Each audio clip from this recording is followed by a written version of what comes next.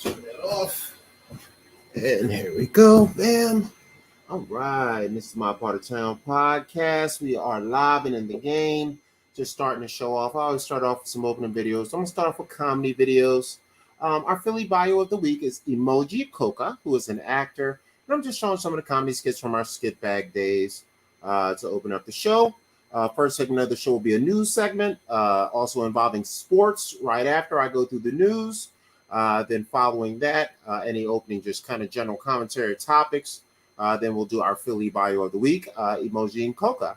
And talking starts in about an hour at 9:30 Pacific Standard Time, 12:30 a.m. Eastern Standard Time. Let's get this bad boy up and going and shared. Let's see here. Where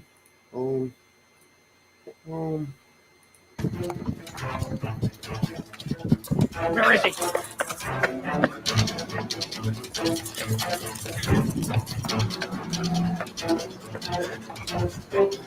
Here we go. Keep the pace. This way. This way. Oh, we're gonna get that son of a bitch.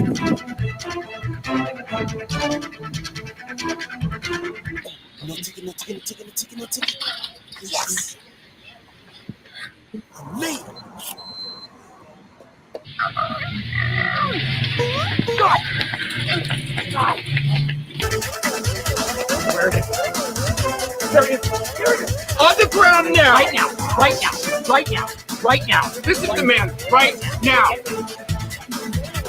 I need more Pokeballs. God, I need more Pokeballs. Go. Son of a bitch. Go.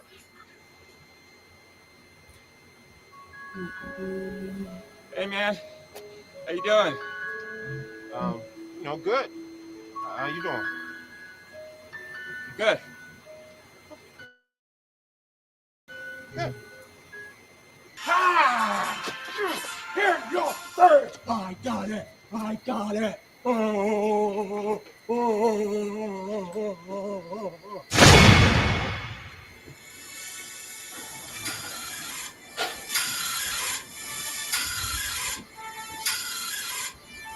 This is some good shit. Really good shit. Oh, you took the fan off. It's no surprise. The apocalypse is upon us. And let's be honest, shit's about to go down. Having been trained by the likes of M. Bison and Sagat, who better to show you the skills and technique for survival than from someone who has lost it all. At Brad's Apocalypse, you too will learn the ways of the Siamese ninja roll, the Himalayan fucking jet, the Korean human sacrifice,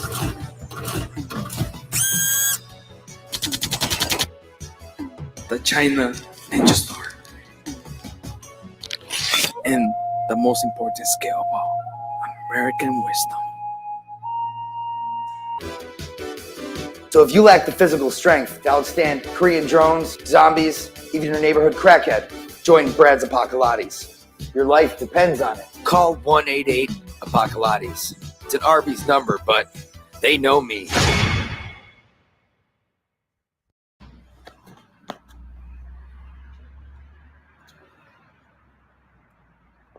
All right, perfect.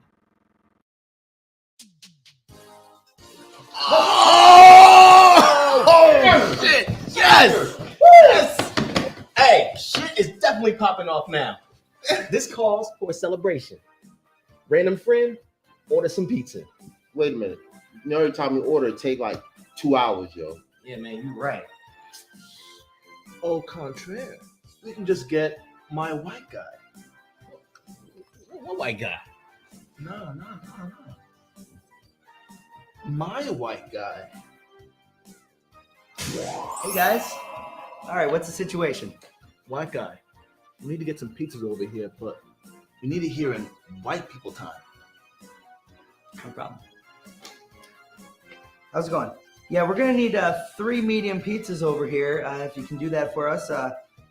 Hey, buddy, how you doing, man? Hey, hashtag White Lives Matter, you know what I'm saying? Hey, you think you get 3 pizzas over here for us? Hey, man, I'd really appreciate it. Thank you. All right, 15 minutes and they're on the house. The white guy does it every time. Oh, wait. Tell me more. 1-800-WHITE-GUY.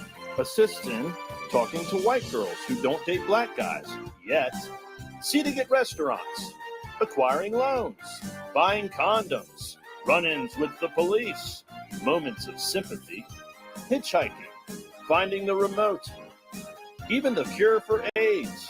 Just ask Charlie Sheen. That's right, 1-800-WHITE-GUY. White privilege for everyone. And he doesn't sleep. He runs off of pure white power. All right, fellas, we need to get this pool dug out by 3 p.m., so no slacking like usual. You hear? No problem, Rick. We're on it. All right.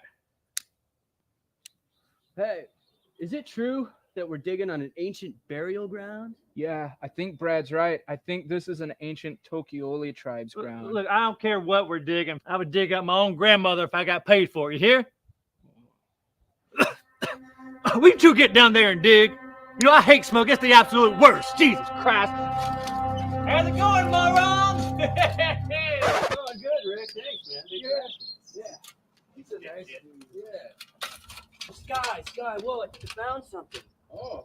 Whoa, like an old-ass pipe. Whoa. Hey, there's still some green in there. Do you think we should... Okay.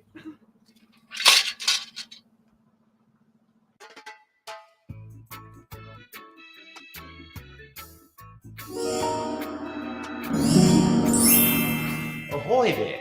You've awakened the great Genie Bunyan, and I'm here to grant you two 3 wishes. A haunted genie? It's awesome.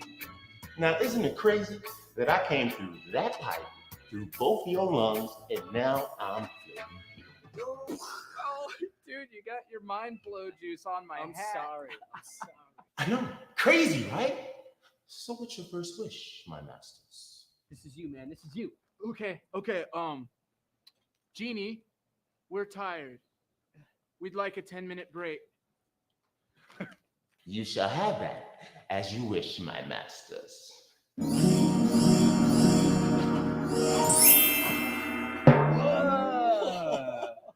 right. Are you kidding me? You wasted one of your wishes on a damn 10-minute break? Why didn't you ask for $1 billion? You would have never had to work again. Oh. Yeah. Thanks for looking out, Rick. Man, you're smart. I've granted your first wish. Now, what shall the second be? Well, Genie, got some suds, and we're a little hungry. So for our second wish, we wish for a 6-inch, 12-inch meatball sub. Nice save. Thanks, man. Yeah. Your wish is my command. Will you just shut the fuck up? You just wasted 2 wishes on complete bullshit. Oh, you know what, Rick?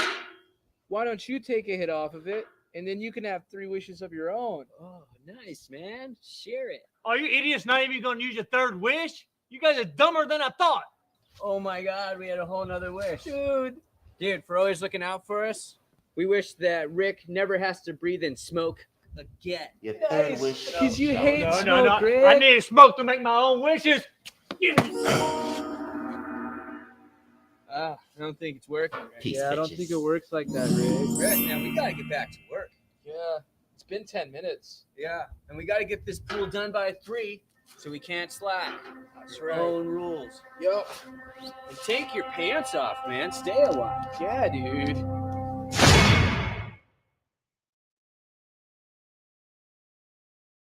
All right. It's the Skit Bags Fast 5 with my man JD, the Godson, sticking and moving with the Rock M&B on his shirt. So you ready for the Fast 5 questions, JD? Let's do it.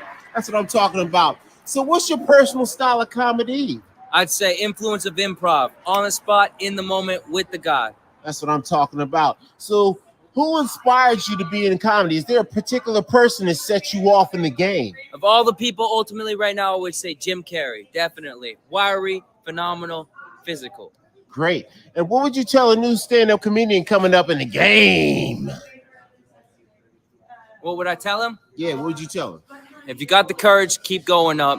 Don't be afraid to walk off when you're done. Don't be afraid. Even if you got 3 minutes and you only had 2.5, just walk the fuck off. Just keep grinding, keep grinding, keep grinding. If you really mean it and you really mean it, you're going to do it. You're going to keep doing it. That's what I would say. Just hammering away. That's what I'm talking about. Anchor it.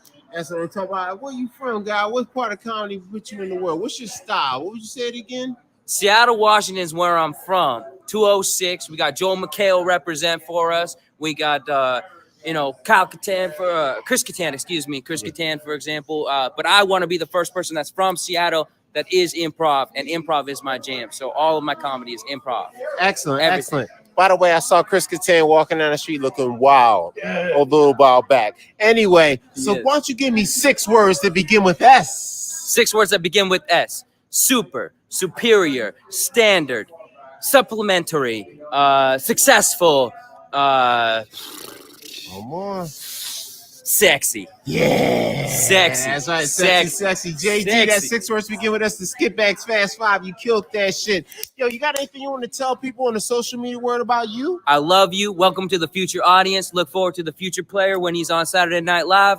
And then we will all be together in the future. Where can they find you, JD? You can find me on Instagram, future_player_JDK. Future_player JDK. That's me. That's what I'm talking about. The JDK killing the Fast 5. Got the 6 words. Doing the Skit Bags Radio. Street Team Entertainment. We fucking with it. The Ding Dong Show at the Comedy Store. Break it down. We out. The God. Whoop, whoop.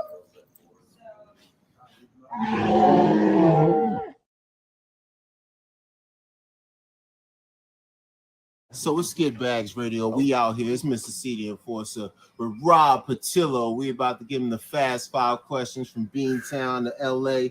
You ready for the Fast 5, Big Rob? Let's go. That's what I'm talking about. So what's your personal motivation for doing comedy? Arting, collecting people and friends, and having a scene that I can be comfortable in. Look at me. I mean, eccentric. I need to be around people who are creative types. That's what I'm talking about. And what would you tell a new stand-up comedian coming through the ranks? Get comfortable with a scene around your city if you can at first, because usually that involves friends, community. You can fall in love with being creative, and then come out here, get the shit kicked out of you night after night. Fight on the mics. They're like the Russian Depression lines in the 20s. Everybody thousands of miles waiting for 3 unpaid minutes, and you fight, and you're going to be hostile, and they're going to find out everything that's your weakness. It's like Sith Lords. That's what I'm talking about. A sunny day in California. How would you describe your style of comedy?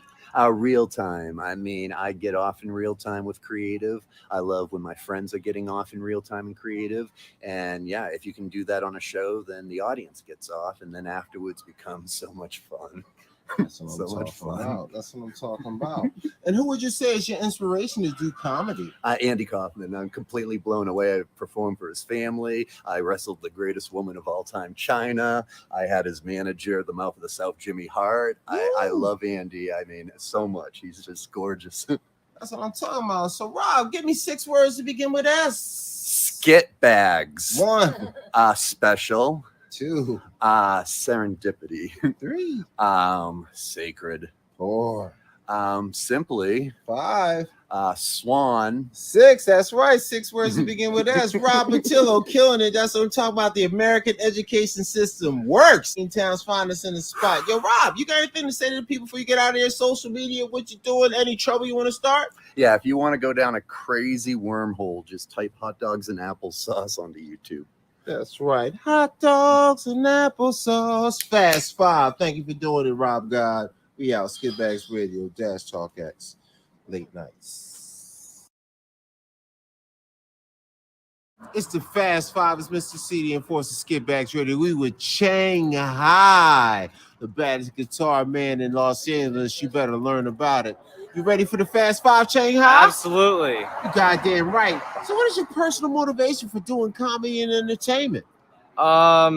Because I couldn't find a drummer, so I figured, hey, I like comedy, and it's kind of like rock and roll, except you don't really need other people. You just need yourself, and I need you to show up and make people laugh. So, thought, hey, I can do this. That's what I'm talking about. What would you tell a new comedian coming out fresh into the game?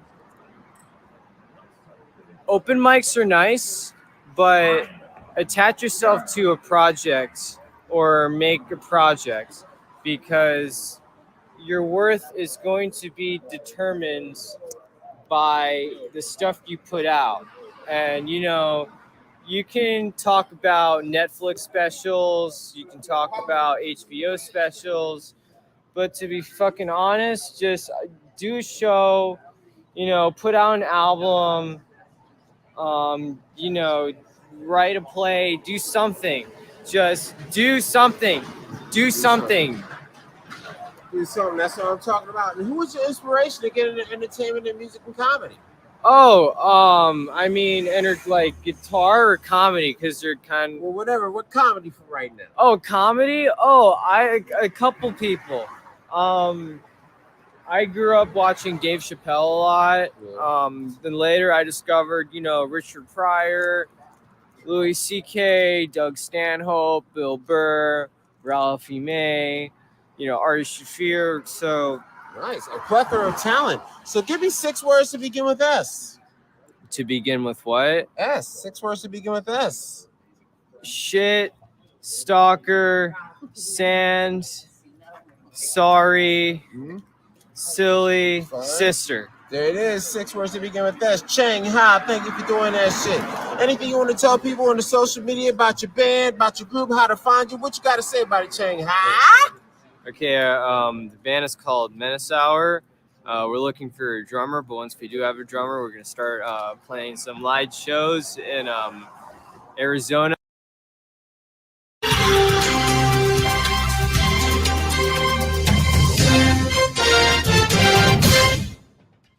Speaking of marriage, you're now on your 3rd marriage. And Laura Bush really supported literacy when she was First Lady. Michelle Obama, childhood obesity. Do you know what your wife would make as her signature issue if she was First Lady of the United States of America? I think Melania, a great signature issue that she could have is a great pair of tits. Excuse me? A great pair of tits. But what would that do for America? Well, what can a great pair of tits not do for America? Well, how is that going to help poor people or young children growing up? Well, give them something to look up to and aspire to. And, for a young man, he'll be like, I want that in my life. Somewhat of a model, mentor, wife figure. GT, it's Mr. CD Enforcer from Skip Bags Radio, Dash Radio, the Skip Bags Street Team. I just want to ask you a few questions. Is it okay if I ask you a few questions? Yeah, I heard about you guys, man. Hell yeah, I'm going to get you down with what we call the Fast Five, man. We got 5 quick questions for you to get down with. So tell me, what's your personal motivation for doing comedy? Well, I don't know, man. Well, it's like I got into it when I was on radio. People saying, hey, GT, you're funny. Why don't you come back? They kept on putting me on radio over and over and over. One day they're like, hey, GT, you ever thought of doing comedy? And I was like, no, never. So I hit up a comedy club. I realized it wasn't that hard. That's what I'm talking about. And what would you tell a new stand-up comedian coming up through the ranks? New stand-up comedian coming up through the ranks. Man. GT. That's the only one. And I'm the hottest thing coming up right now, bro. Trust me. GT, man. So how would you describe your style of comedy? My style of comedy is pretty I'm kind of outgoing and raunchy. I like being nasty. I'm a nasty comic. That's what I'm talking about. And who inspired you to be a comedian? Who inspired me to be a comedian? Dice. I always liked Dice. Andrew Dice Clay. His style of comedy. I came into the scene acting like Dice, being like Dice, and I wasn't really totally acting like him. but I was just came to the scene and I was getting banned left and right. Inspired. Yeah, so I was inspired by Dyson. I thought, you come in here, say the things he used to say, and you'll be fine, but not really.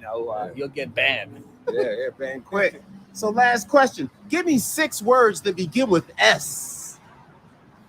6 words that begin with S. Mm-hmm. Suck.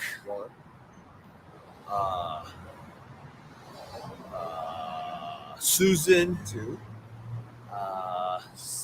S. Satellite. 3. 69. 4. Smoke. 5. And sniff. That's right. That's 6 words that begin with S out in front of the flappers. Yahoo room is going down. Brothers going by on the fly. Don't dunk on nobody, fellas. Don't dunk on nobody. You know what I mean? Skip Bags Radio, Dash Radio with GT Topolian. Yo, tell them what your social media and what's coming up next with GT. And tell them where you want them to find you at, GT. Where's your stuff? You can find me at GT Music on Twitter and GT Topolian on Facebook. GT Topolian on Instagram, and gtmusic.net is my website. gtscomedygam.com is my comedy website. Also, you can hear me on diebarcomedy.com. That's my podcast with my co-host Wild Joe, aka my wife, and as known as my wife. Right. Well, shoot, that's great. Well, thanks again, GT, man, for showing us some love on the Fast 5 Skip Bags Radio, Dash Radio, Skip Bag Street team. We out of here, man. Thanks Great a lot, talent. man. Really appreciate it. Yeah.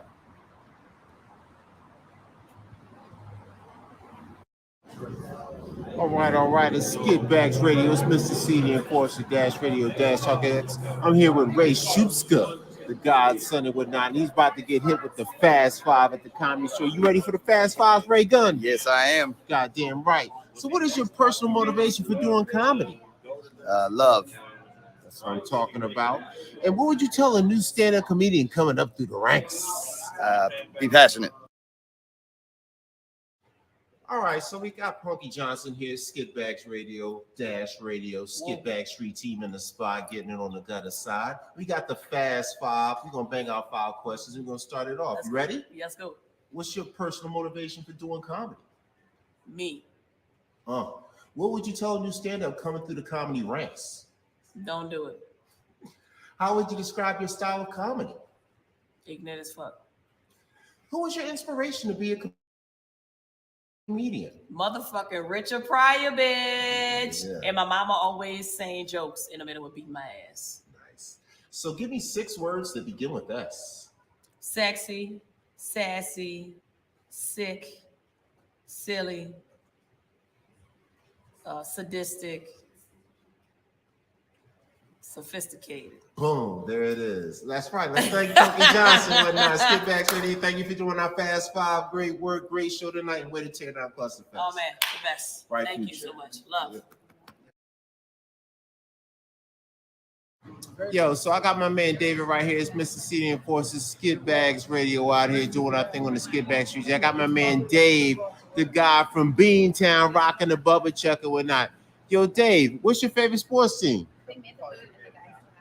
Golden State Warriors. Goddamn right. So why do you love basketball, Dave? Who made you fall in love with basketball, Dave?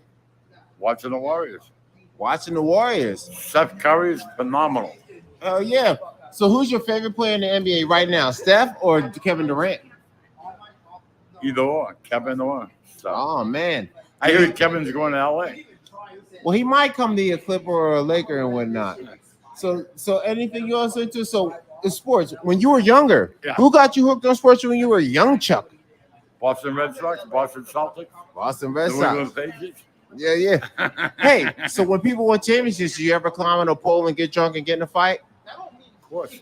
I love this fucking guy. Okay, so I'm asking you one last question. What? Give me 6 words to begin with S. Sex, sex, sex, sex, sex, sex, Yeah, sex. That's right, 7 times with Dave. God, thank you, brother. Skip Bags, motherfucking street team. Thanks, Dave. Thanks for showing us some love. Yeah. Thanks for being a good guy, man. Have a great night, Dave. All right, it's Skip Bags Radio, Skip Bags Street Team with the Kenny Lion, the godson, hooded up and ready to go. About to give the fast flow to the fast five for the Skip Bags Radio Dash Run. So first question, Ken God, what's your personal motivation for doing comedy? Man, my personal motivation is get out of the mud that I'm all up in, man. You know, I feel like I got a piece of gold that I'm willing to sell for a big check. There it is. And what would you tell a new stand-up coming up through the comedy ranks? I would tell them, hey, how's about you make a friend in me and we'll go to open mics, especially if you got a car, man. I'll take you all up and down the motherfucking open mics, yo. I heard that. And how would you describe your style of comedy? My style of comedy is dangerous, okay? It gets you kicked out, it gets you banned, and it gets you in a world of just a lonely, depressing state of mind. Nice. Who were some of your inspirations to be a comedian? My favorite comedians would have to be Bernie Mac, Richard Pryor, Rick Shapiro, and Brody Stevens. R.I.P. Brody Stevens. Brody, the godson. The That's God. Right. And give me 6 words that begin with S. Sex, cells, shells, snakes, and senators. One more. And how about this? Shelly. There it is. Boom. That's the word to begin with S. I don't know why it That's took me right. a while. Kenny Lion, 6 words to begin with S on the Fast Five Skip Bags Radio. It's all right. It's part of the groove. Yo, you got any social media you want to tell them about, Ken God? Yeah, I got a bunch, man. Yo, I got Bandgirl, BANNEDGURL. Girl spelled a little different. And that's an Instagram private account. Go ahead and request. I'll accept it. Then I got my Kenny Lion, KENNYLION, and Kenneth Leon, TKD. You can see that on the Kenny Lion thing. We got Facebook, Kenny Lion, Facebook, Freddie Prince. You'll see my face on that thing. And Instagram, Kenny Lion. I already said the Instagram. Twitter, Kenny Lion, Kenneth Lion. Find me on all that stuff. I got an Anchor podcast that'll be right there on Anchor on your mobile podcast. Check it out, baby. Yeah, there it is. Kenny Lion, Skip Bags. All righty, right. So it's Skip Bags Radio, Mr. CD Force, the Skip Bags Street Team at the Daggone Comedy Store. I got the Cliff God out here letting them know what to do. Chi-Town's finest out this motherfucker. We're going to do the fast Ugliest 5 banging questions, and I'm going to hit you with them. So what's your personal motivation for doing comedy? The art form, man. Making people laugh. You know, when you can. You have your good days, your bad days, but it's the art form. It's always the art form. What you put on paper. Nice. Or, you know. Nice. So what would you tell a new stand-up coming through the ranks? Ooh, keep at it. Keep at it. Humble yourself. That's number one. You humble yourself to the craft. And I would say once you do that, everything will come to you if you just humble yourself. Be humble. You're going to have your good days, your bad days. But not just stick with it. Learn it. Be humble. You're going to grow. You know, just simple. So how would you describe your style of comedy? Ooh, silly. Different than what I look. Just real silly cat. Observational a lot. Like writing. Yeah. So that's pretty much, I guess it comes from my brain. There it is. It's funny. If it make me laugh, I'm going to try to make you laugh with it. If you don't, you don't. If you do, you do. Right. So who was your inspiration to make you want to be a comedian? I don't have one. But for me, name a couple. Yeah. For me, well, definitely Pryor. Yeah. Just listen to his shit. Just a funny cat. He was a shit talking cat. That was love Dave Chappelle. Another shit talking cat. Cat Williams. I mean, not just hot cats. Like even up here, Don, my guy, because he can perform his ass off. Here, hilarious motherfucker. It's some motherfuckers I'm not even mentioning, but just put them in all those realms. And even if it's a comic I didn't mention, it's not even just those are the ones. Are those my are the thing. pieces. You know? Yeah. So give me 6 words that begin with S. Damn. Style, safety, streets, smarts, sense. No, that one was too obvious. Fuck it, sex. There it is. That's the last one. That's what I'm talking about. That's Fast Five from Skitbacks Radio Dash Comedy with the Cliff God. You want to tell them some social media or something, Cliff? You can hit me up on Cliff_Keith247 on Instagram and give me y'all the rest of my shit because it's secret and I gotta let you in as you probably start whining and shit about the shit I say. Fuck y'all. Peace. That's right. Boom. Dash Radio. All right, yo, it's Skitbacks Radio, Mr. CD, and course, of the Skitback Street team with Lil Bruh. Lil Out here, Bruh we in about the to go through what we building. call the Fast Five. I'm gonna hit you with 5 questions. You Real give me quick. your best 5 right out the box. So, what's your personal motivation for doing comedy? Passion. And Love he seems it. to know a little bit about this. What would you tell a new stand-up comedian coming through the ranks? Work hard. Don't do it for money or fame. Learn the crowd. Right? How would you describe your style of comedy? Raw. There you go. And what was your inspiration to be a comedian? I was born to do this, man. Like my whole life, I knew I was supposed to do stuff.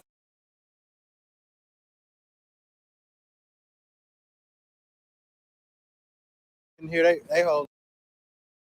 What ended up happening is, we went straight from Big Mama's house into the makeup design work that we did for X-Men First Class, which was a lot of stuff for Jen Lawrence.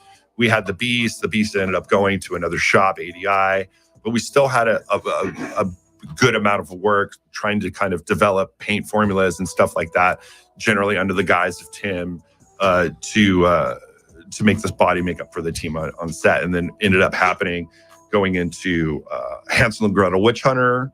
So I did a lot of work on that. There's a bunch of witches.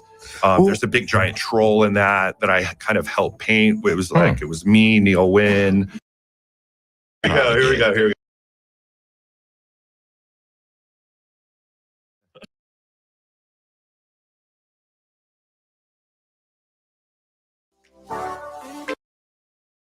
From Chile. How'd you get the con?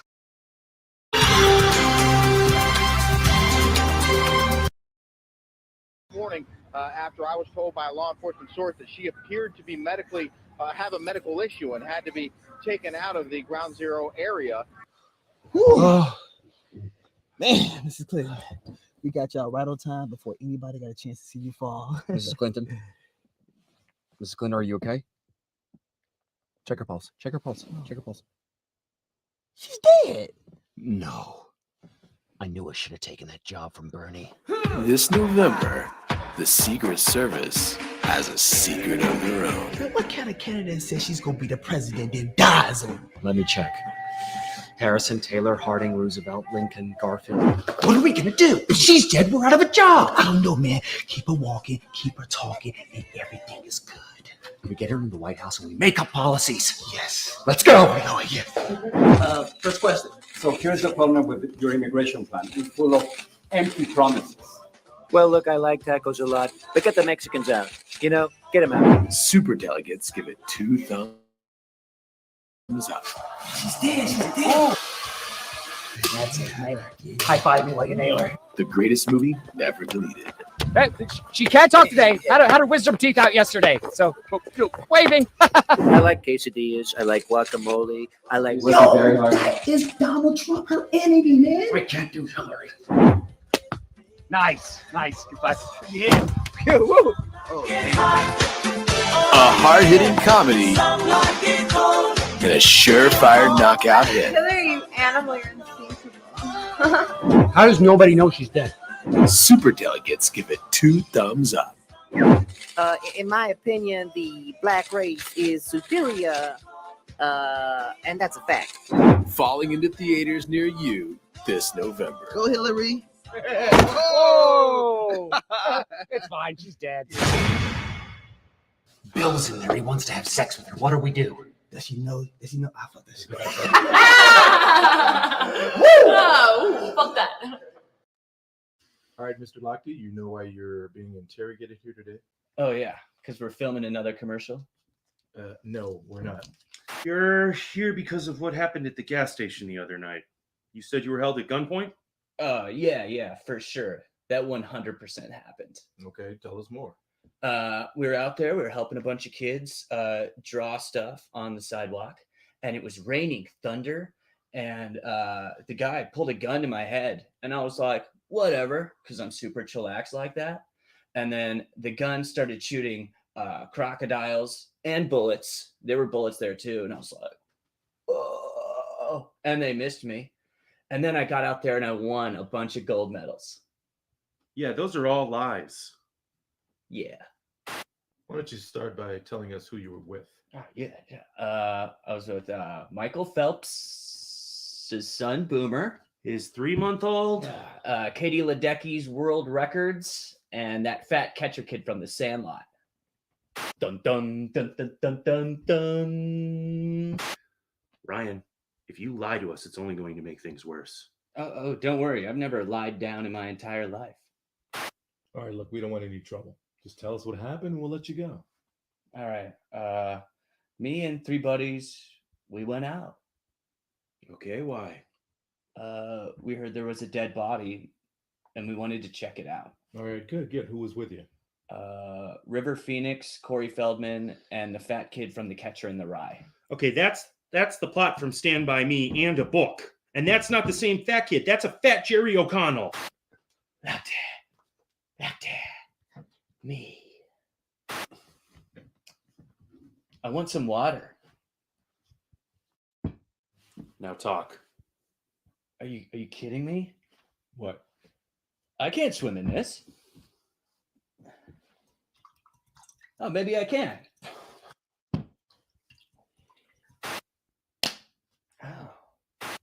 I want you to watch this surveillance video.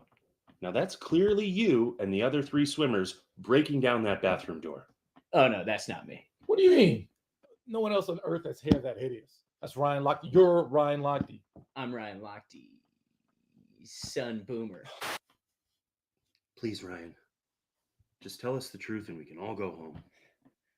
I wasn't robbed. Is that what you want to hear? Yes.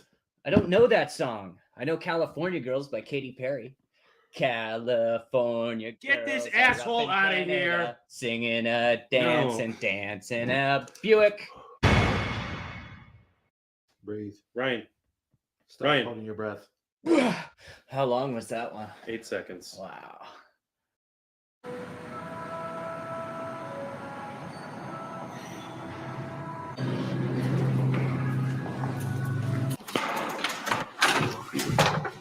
Miguel, Benny. how are you? Oh God, come here. So this is Miguel. He's my photographer. He's great. Real artist and underpants today, so makes things easier. When I first started out, I was a full body guy. I was trying to make it showing everything, and it was tough. My following wasn't growing. I was freaking out. I was saying, "What's wrong here?" And so I called my friend and my now mentor, Jen Selter, aka the ass of Instagram. She's got 20 million followers. She said, "Benny, what I did to get where I am now is I took the very best part of me and I held a magnifying glass up to it for the world to see. What is it about you that is exceptional?" That's what she said to me. And I thought about it. And I took her advice. I was lost with a broken heart. You picked me up, now I'm set apart. From the ash I am born again. Forever safe in the Savior's hands. You were more than a Run you today with the boys, Walter White and Hal. Breaking Bad reference. When I first saw Benny's balls, I was very taken aback, because they are testicles. It's very like, whoa, my God, this guy's nuts. On the page for everybody to see, there's children on here, It's like I get the free the nipple movement, but goddamn. But then when I looked again, it was just, I realized what it was. It was art. Qué maravilloso. Well, when I saw Benny's balls, the testicles, I said to myself, tengo que fotografiar esto. I have to shoot them. You cool with both out right now? Yes. Good. They look perfect.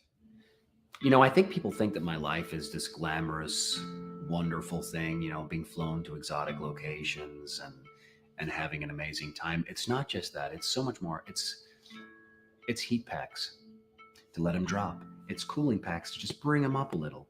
It's shaving them, meticulously shaving them, because if you're shaving a pair of balls, there's no other choice but to be meticulous. If you're lazy shaving your balls, you're either going to do a bad job or you're going to cut yourself and you could bleed to death.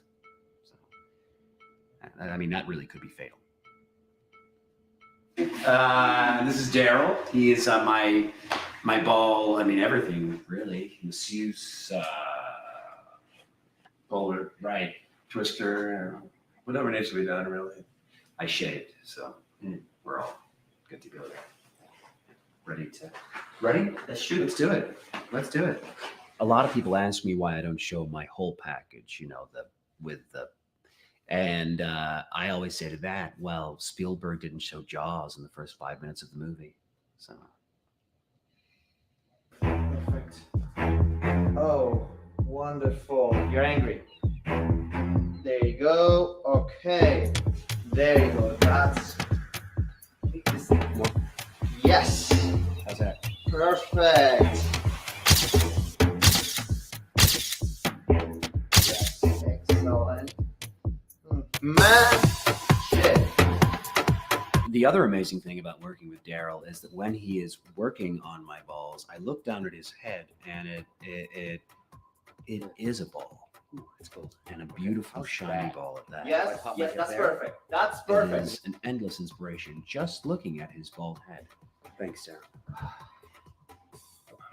After I got out of the Corps, went to work in my uncle's bowling alley.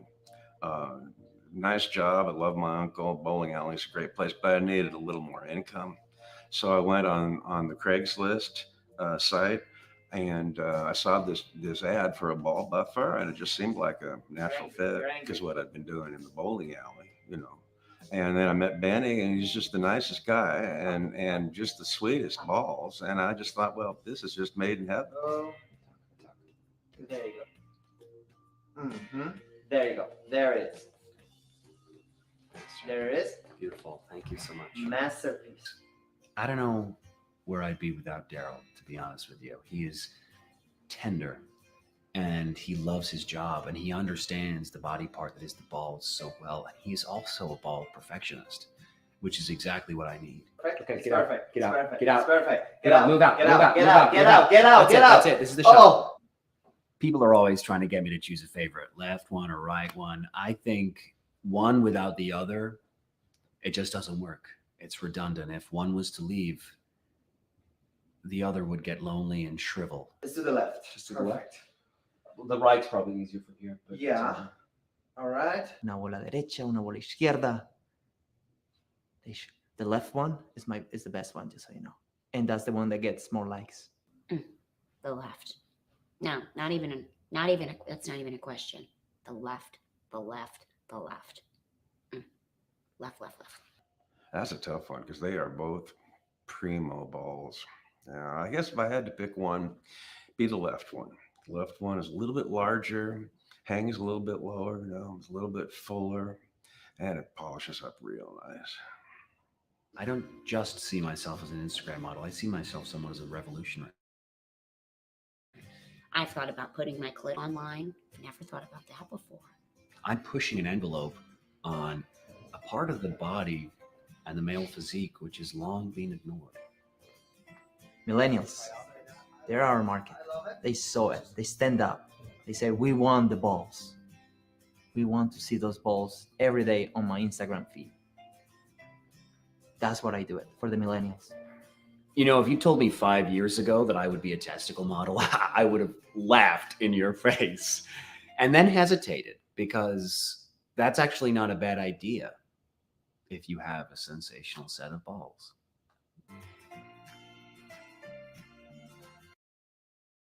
Speaking of dancing, if you do not win for President of the United States, will you be on Dancing with the Stars? Would you agree to go on that? You know, I have a lot of plans for if I'm not president of the United States. I don't know about going on Dancing with the Stars. I have thought about maybe going and applying for the head of the UN. I think I could do that job. I've seen that Kofi Annan guy, He just basically impersonates Morgan Freeman. I think I could easily do that He job. hasn't been there for a long time. Well, but when he was there, I You're mean, Mr. Ban Ki-moon now. well, yes, but neither was Morgan Freeman. Hasn't been around for a long time. They kind of had their heyday at the same time. Morgan Freeman was doing Shawshank Redemption, and Kofi Annan was in there. He was doing a great job, but Kofi Annan was definitely impersonating Morgan Freeman the entire time. Yeah, and then Han Ki-moon, what's his name? Ban Ki-moon. Ban Ki-moon. Ban Ki-moon. He shouldn't tell people that. That's a very embarrassing name, Ban Ki-moon. But Mr. Ban is what they call him in South Korea. Mr. Ban, that sounds delicious. Mr. Ban, if I don't get to be the head of the UN, I would start my own religion. I think that would be fabulous. Starting my own religion, helping cure people of traumas, creating a way to communicate properly. I would set up a full... Starting their own religion has already been done by L. Ron Hubbard when he started Scientology. Yeah, but he didn't pull it off as well as I think I could. I would start a whole story that the universe has been in existence for trillions of years and that we're fighting this evil overlord named Xenu. It's a top-of-the-line idea. Please don't steal it.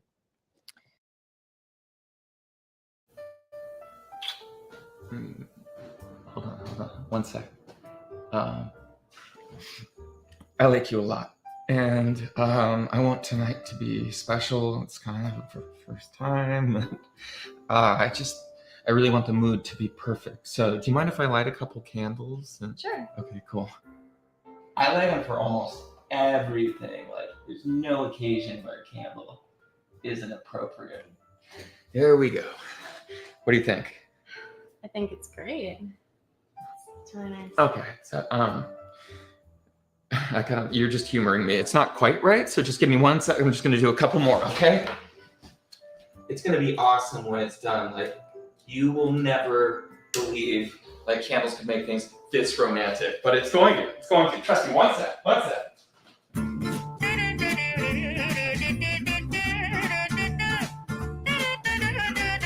It's all gonna be worth it, I swear. This is good. Donne-moi une suite au Ritz, je n'en veux pas. Des bijoux de chez Chanel, je n'en veux pas. Donnez-moi une limousine, j'en ferai quoi?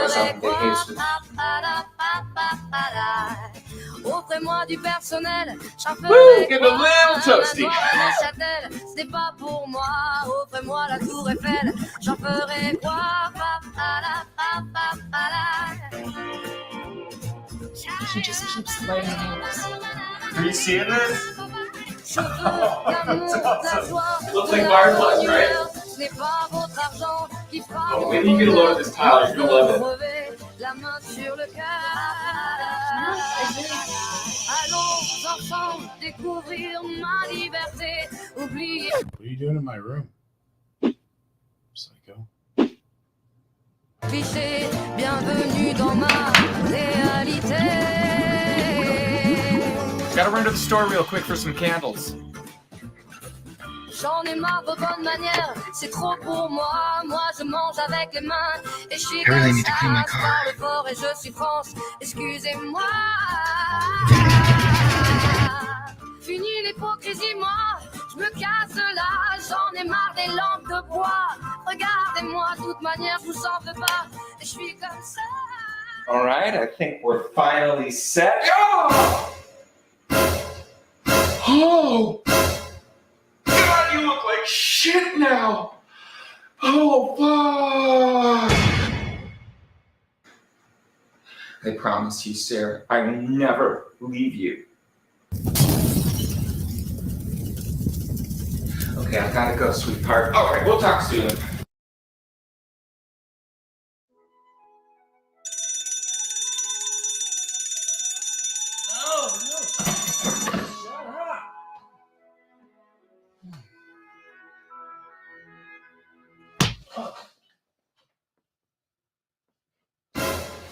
What'd you say to me?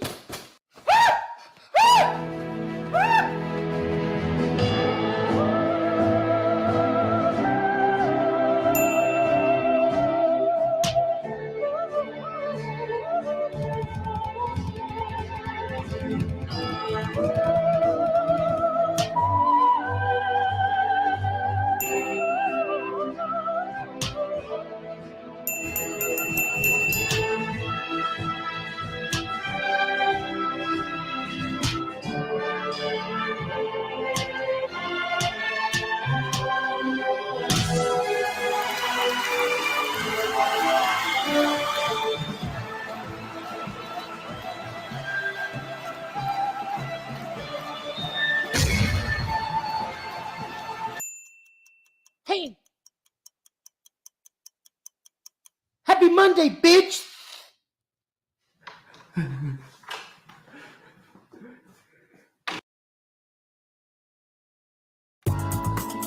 we go. Oh, hello, and welcome to another episode of Homemade Sex Toys with me, Randy Andy. Now, today is a very special day because we are reaching out to public access internet.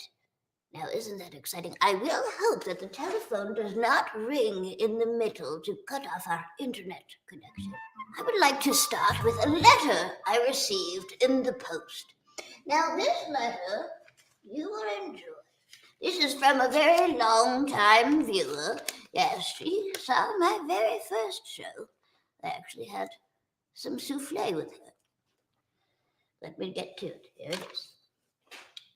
Dear Randy, do you know how to get stains out of pleather? Thank you, Stacy. No, I do not.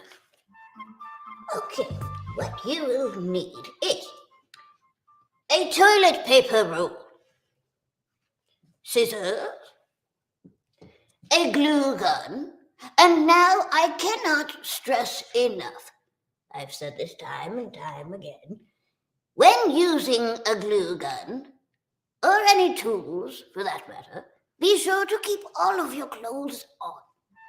Next, you will need 100 gummy bears, an assortment of colors. All right. Oh, and scissors. So, step 1. You want to cut the cardboard down the center. Oh, that gets harder every time. Then, you want to take your gummy bears and glue them in rows on the inside. Gentlemen, if you're making this for a boyfriend, well, why not use the colors of the rainbow?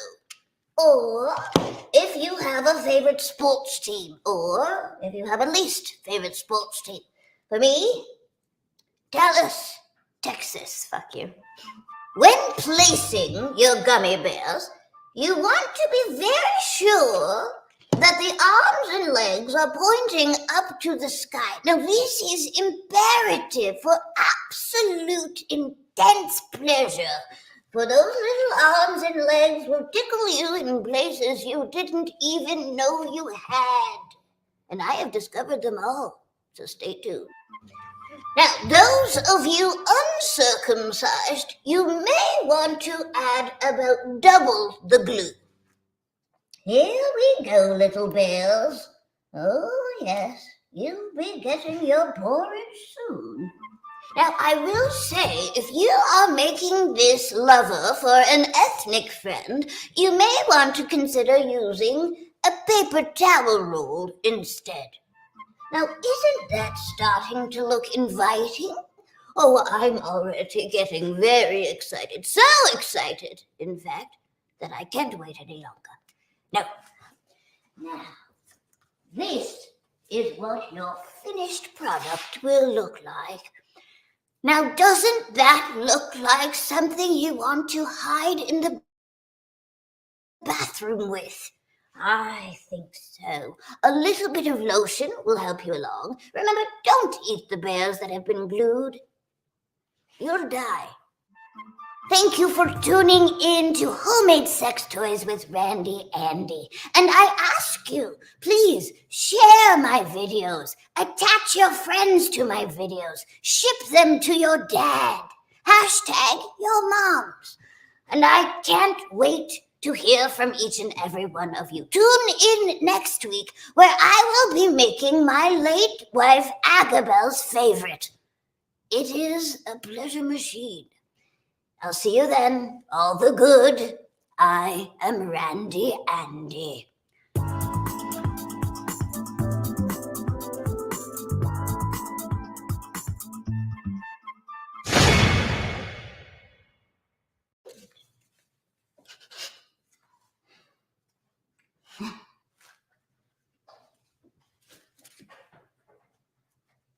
It's good.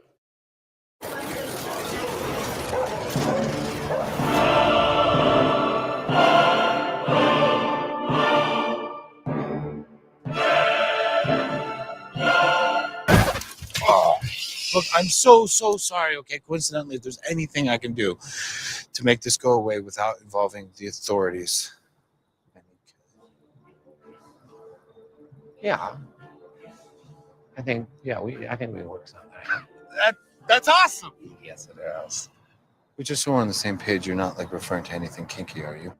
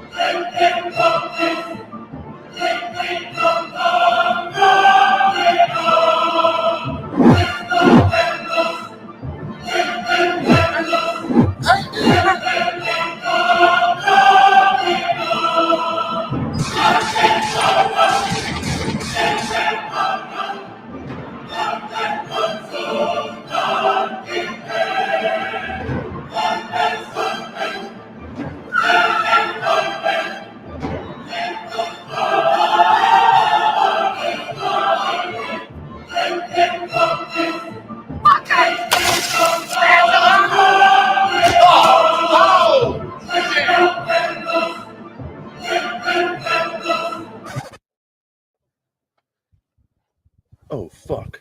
I forgot my jive juice. Oh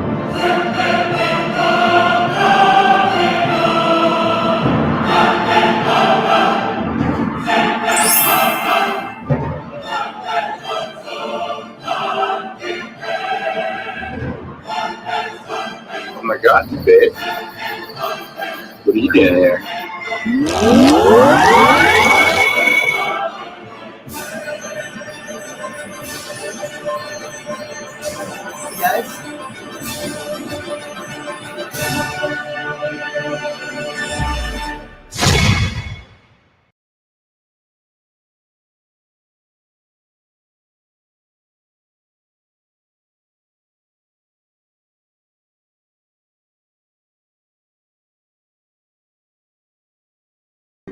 We do politics over punani.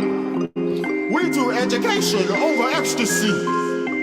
We do literacy over linguistic ability. M-A-T-U-R-A-L, wanna get it as clean and no plastic everywhere. A natural girl, a natural girl, a natural girl, a natural girl. M-A-T-U-R-A-L, wanna get it as clean and no plastic everywhere. A natural girl, a natural girl, a natural girl, a natural girl. Hey. From the skinny to the biggie, ain't no plastic in the body. Keep that trash away from kitty. Like my ladies green the way the nature made them. Curly hair the nation, chocolate presentation. We like the ladies litty flavored Baskin Robbins skinny waistin'. Don't get it wrong, we even take them yellow, brown, Caucasian. The patron Dr. Uma, ain't no bunny hopping. Too far. The natural queens coming all sizes, dropping stars. M-A-T-U-R-A-L, wanna get it as clean and no plastic everywhere. A natural girl, a natural girl, a natural girl, a natural girl. M-A-T-U-R-A-L, wanna get it as clean and no plastic everywhere. A natural girl, a natural girl, a natural it's going down. Black Trump in the house. Body parts soft, clean, jean pillows popping. Tasty water flows, nappy heads steady rocking. Where your man at? Well, I'm here now. All that fair chat, it ain't here now. Protection in the building, family beat and drilling. Cooking for the kids and get me piece of beat and dealing. My trusted counsel when I get my piece of bacon building. Keep the family diet clean. I need a M-A-T-U-R-A-L, wanna get it as clean and no plastic anywhere. A natural girl, a natural girl, a natural girl, a natural girl. M-A-T-U-R-A-L, wanna get it as clean and no plastic everywhere. A natural girl, a natural girl, a natural girl, a natural girl. Hey. We do murder over money, and we do righteousness over your activity. I need a natural girl. A Big Papa Africa.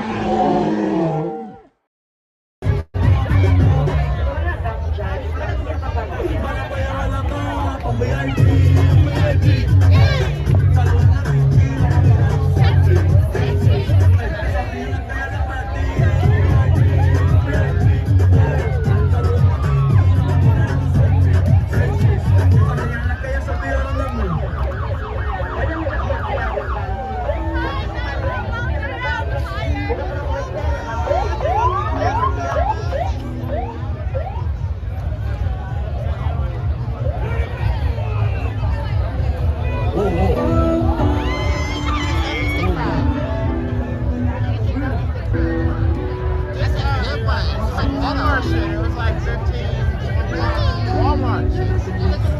Go to Target or Walmart and look at the shit. No, Target or Walmart. I think it was fun. I don't know. Let's put the light on it. Let's see something.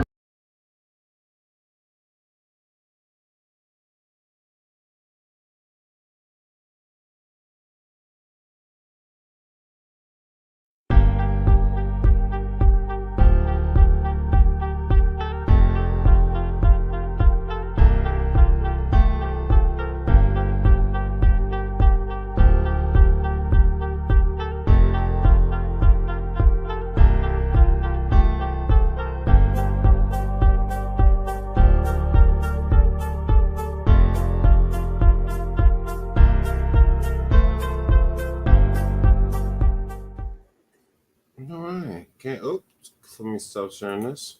All right. Game on and whatnot. And it is the My Part of Town podcast, a show all about Philadelphia, the things that's going on in the city and everything. I hope you enjoyed those videos and little skits and whatever the fuck else we was doing there, the songs and blah, blah, blah, blah, blah. Anyway, we're going to get into the show. First portion of the show is our news segment. Second portion is the sports. Third portion is the Philly bio of the week, which is a lady named Imogene Coca, which is an actress from back in the city. So we'll check her out. And if I come up with anything off the head, I'll bring that out too. But half the show is pretty much the videos, and the other half is this. So I'm using that because I got all this great work I got and made, and it only gets used with me and on the internet if somebody in Iran decides to watch it. Do you know my biggest fans are in the Middle East? All my biggest fans, where it's illegal to drink and smoke and be black, all my biggest fans are in the Middle East. Like my homies are like, yo, you get all these comments, and our analytics say that the Middle East is your favorite place. So I need to go to the UAE because apparently there I'm a fucking star. Here I'm just another nigga. But that's how it works. But don't worry about it. Let's bring up this news right here. Let me get some background music going right quick. To soothe the savage beast. Let's go with some night driving.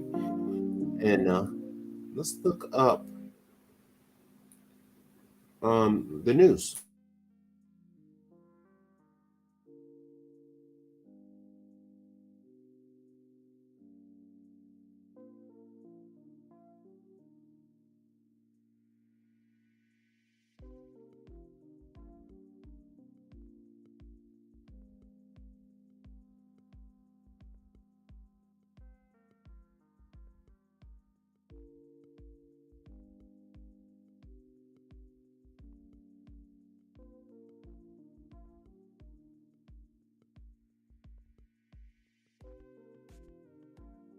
And this is our Philadelphia news segment. So we're going to go with some of the Philadelphia news about the city. See what's going on around town, read through it, see what's going on in and outside the city. Get my commentary, see how it goes down. Let's see what we got. Shout out to NBC 10 Philadelphia, whose site I am getting this from. Matter of fact, I'm going to give them some fair use loving. Save it. Give them some fair use loving. And let's see what they got going on here. So let's check this out. First story says 2 dies. Oh, shit. So one of the news choppers crashed recently in Philly, which this happens about every 10 to 15 years in every major city. And it is always very tragic. We're going to watch this video. Shout out to NBC 10. Did you know you waste 200 hours a year hand washing dishes? You know what? I'm going to let the commercial run. Turning your back on the moments that matter. Get your There's money, a better man. option than hand washing. Switch to your dishwasher and Cascade Platinum Plus. Cascade. It uses the power of Dawn to Oh my God, I had a clean your girlfriend dishes, named removing Dawn. 99% Do not buy this grease shit. If it's and got food Dawn residue. in All it, you you have do to not do is want it. scrape, Do load, not and you're put done. anything with the word Dawn in it. My ex-girlfriend was Cascade Platinum Plus. No Dawn. Dare to No dish Dawn. differently. No, Cascade, fix that shit. Yeah, Get Dawn out individuals of there. identified as 67-year-old pilot Monroe Smith and 47-year-old photojournalist Chris Doherty. Now, both of the victims did have ties to the NBC 10 family. We know that Smith was at one point a helicopter pilot for Skyforce 10, and meanwhile, Chris Doherty's brother works with NBC Sports Philadelphia. So, of course, condolences to all their loved ones, friends, and family. Meanwhile, the investigation into what caused the crash continues. You can see out here, New Jersey State Park Police, they are keeping an eye on the area. And we do know that it's federal aviation officials and investigators from the NTSB who will be documenting the area and figuring out what caused the crash. It hurts. It could be that station, but it's like it's all the stations because we all feel it. A tragic day for the Philly area news community and for friends and family members of the news gatherers who died in the Wharton State Forest helicopter crash, identified as 47-year-old photojournalist Chris Doherty and longtime news pilot 67-year-old Monroe Smith. What we lost was a great man, a great pilot, a wonderful human being, and I lost a good friend. Retired NBC 10 photojournalist Pete Kane worked with pilot Smith at NBC 10 for years. He tells me Smith helped him get over his fear of heights. The pair both graduated from Ben Franklin High School and celebrated their 50th class reunion last year. I didn't think that the last time I saw him would be the last time I see him. And it hurts.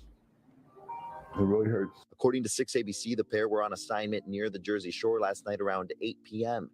Flight radar data shows the chopper leaving Northeast Philadelphia Airport, then circling over the Jersey Shore before heading back and losing altitude. It's such a tragedy. Not this horrible time of year, just 5 days before Christmas, and my heart goes out to the families. Aviation attorney and area pilot John Galliano says the densely forested pine barrens can pose a problem when it comes to visibility and landing in case of an emergency.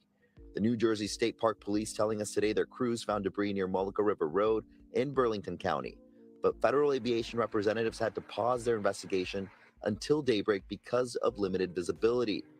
The investigation into what caused the crash led by the National Transportation Safety Board and the FAA. Meanwhile, the local news community sending condolences and support to both the news gatherers, friends, and family. It may be competition when you turn that TV on, but once you're out in that street or you're up in that air, it's all one team. And that's the way it is. Truly a tragic loss. A preliminary report about what exactly caused the crash expected to be out in the next month or so. I'm Miguel Martinez-Valle, NBC 10 News. So that's extremely tragic. What just happened right there. RIP to the people lost in that circumstance. I'll pause that.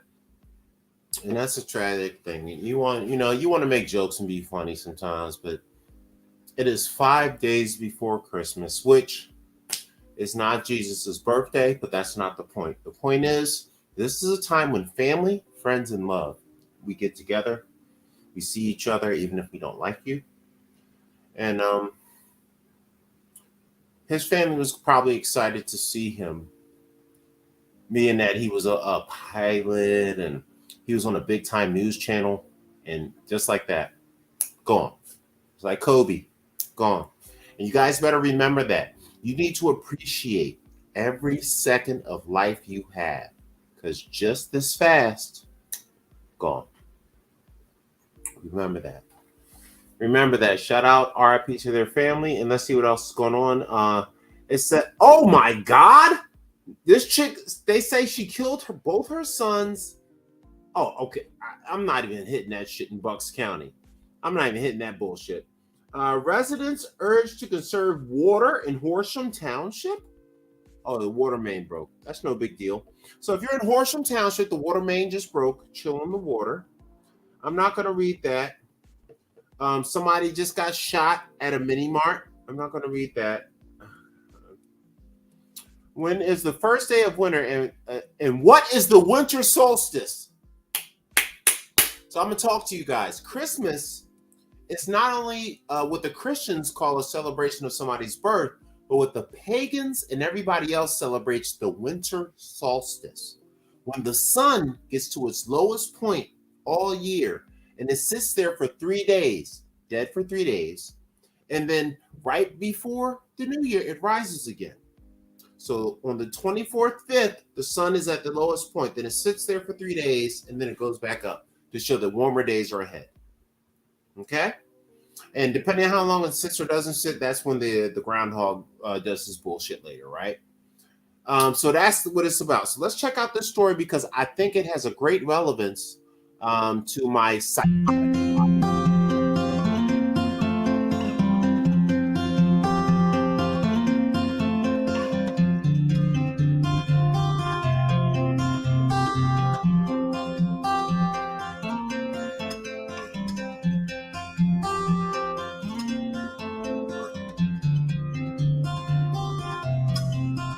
Notice it happens the 22nd of December, just for 3 days until the 25th.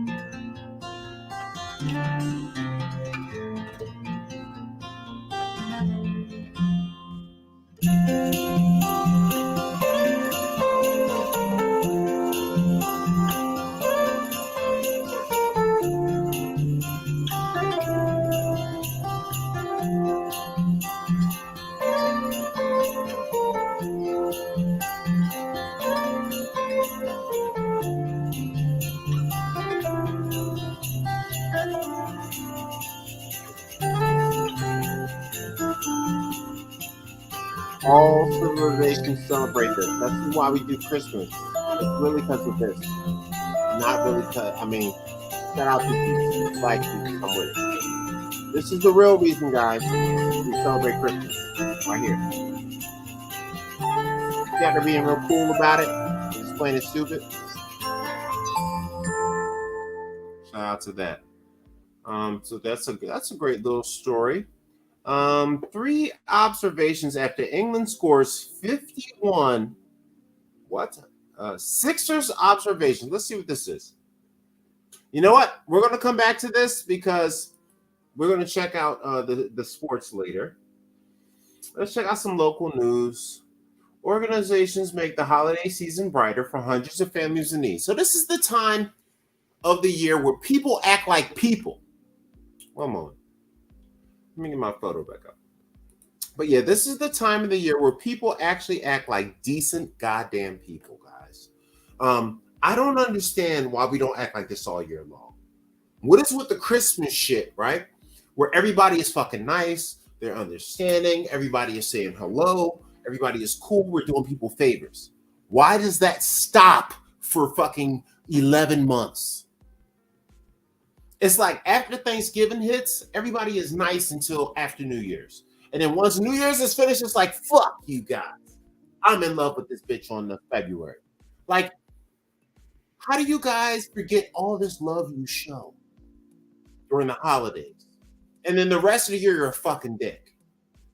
I'm getting in arguments with assholes over stupid shit all the time. I'm like, yo, if it was Christmas, you wouldn't have said shit. Real talk. Live like life is Christmas every day. That is how you walk in the word. So I'm going to leave that at that. Let's see what other stories they got. Let's check out this great story right here. They said they helped some people out. Shout out to NBC 10. Hit play. It's all about giving back during the holiday season.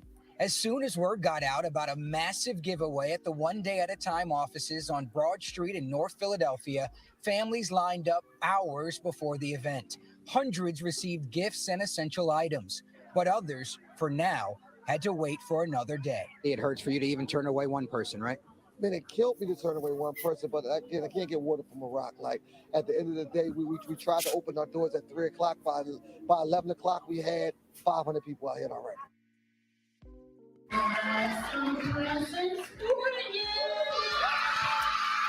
In Wilmington, the giving spirit was also alive and well today. The so-called Love Group visited the Stubbs Early Education Center and played the role of Santa's elves, delivering gift bags to the kids. And I said, you know what?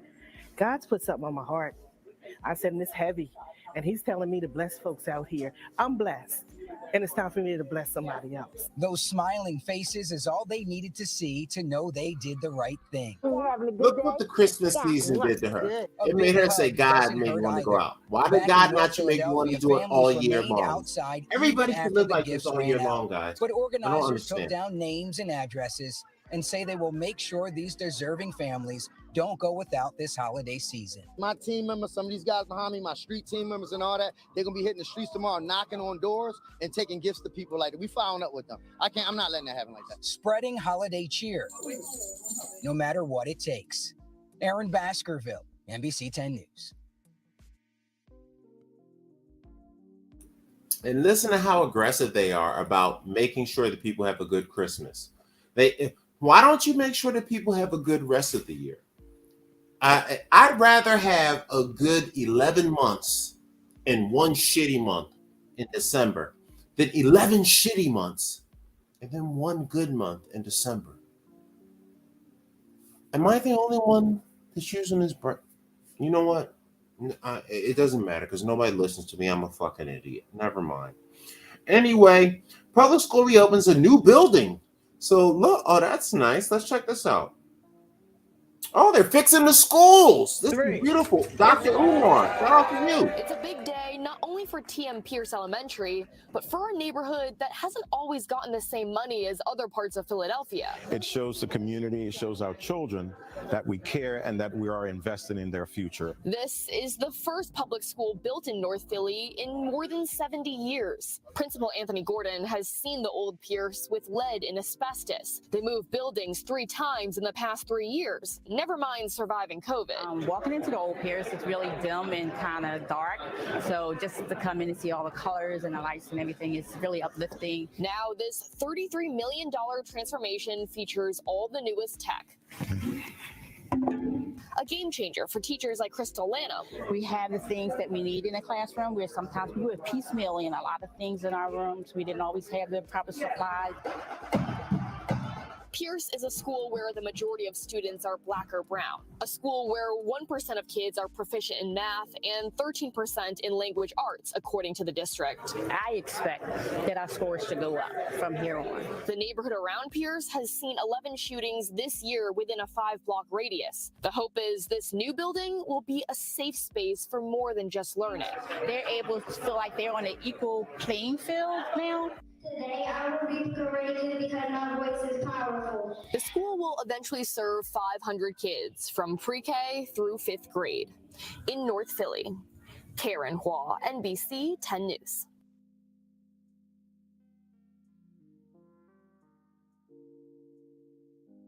It's all about giving back during the holiday season.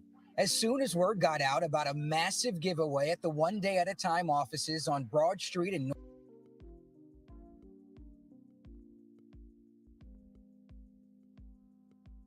Sorry, guys. We already had the holiday decked out home. Let's see what's going on. They're going to camera back on. Let's see what other stories they got going on in my city. See all. Let's see what else is going on locally. Oh, God. A bunch of more people died, including a teenager. Jesus, stop killing each other. Just get in a fist fight. Fuck. Anyway, I'm not going to get upset. Let's listen to it. I am I need a genius. commercial. Did I get a perfect SAT score? Was I a doctor at the age of 13? No. I'm a genius because I hired Kitchen Saver. I got a kitchen that looks Bring brand back new, this but fighting, save time and guys. money. Because Kitchen Saver uses my cabinets shit that are is still in whack, good shape. my They nigga. call it refacing. I call it easy. They'll install new doors, drawers, All right. and hardware that you choose. If you want to be a genius, Go to kitchensaver.com to learn more. Yeah, shout out to Kitchen Saver. I let commercials run during my show because I'm a real Noon nigga. 11, a violent night in Philadelphia that left 2 people dead and 5 others shot. One of those deadly shootings happening at a gas station in Frankfurt. Police tell NBC 10 the gunman killed 1 victim inside the convenience store and injured another inside a car. I just realized Police I believe was those muted victims that were whole targeted. time. A woman who was pumping gas was also grazed by a bullet on her foot. And just an hour later, officers also responded to a quadruple shooting on Cheldwin Avenue in the city's Eastwick neighborhood. 1 man was killed. Police have made no arrests in either shooting. I guess that's the end of that, right? Man, you guys stop shooting each other, bro. That shit is corny, my nigga. Like, that shit is corny. That shit is whack, man. Like, stop shooting each other, bro. Like, the fuck? Like, I gotta say something on this. So, guys, we need to talk. What is with the shooting shit, right? Do you know what a bullet does to a man's body? A bullet, I don't even know what the speed is, but I think it comes out at about 1,000 miles an hour. It is hundreds to thousands of degrees hot and heat. And then when it hits the body, it rips through everything, the bones, the flesh, the internals. This doesn't bother you? Like, how could you do that to a person? Do you realize what it does? When you squeeze that trigger, you can't get the bullet back. You can't say, I'm sorry. You can't make a change and miss and hit a nice part. It is literally like shooting a piece of the sun at another person.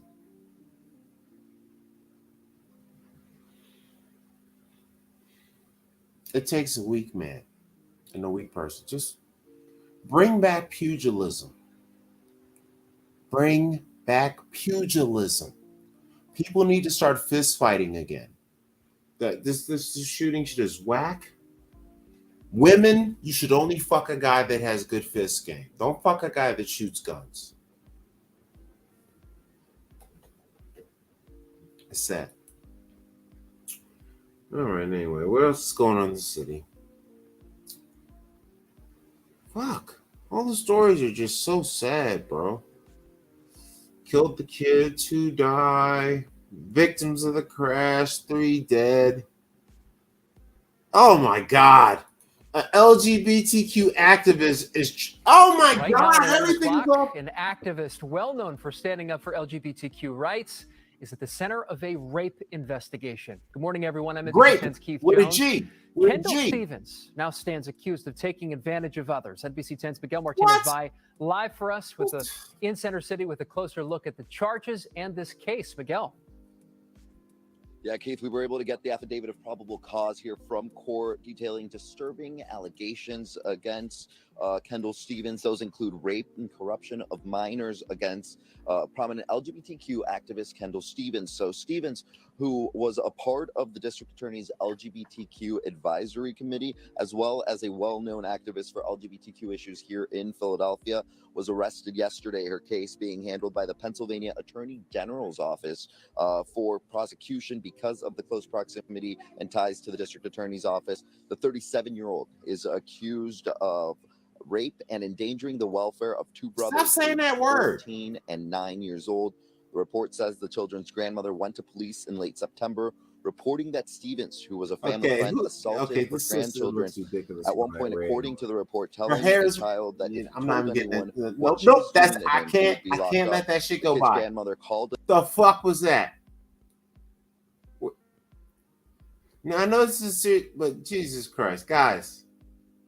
family friend What is assaulted with her all the grandchildren. red?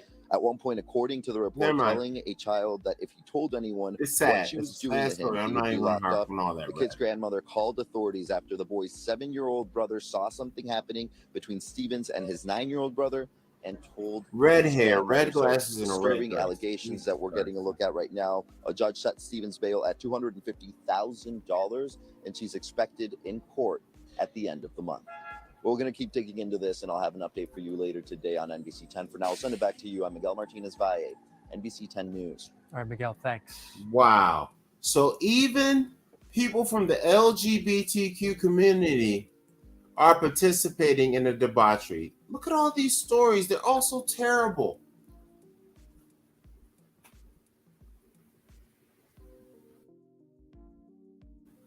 I'm going to tell you guys, the world is fucked. The world is fucked.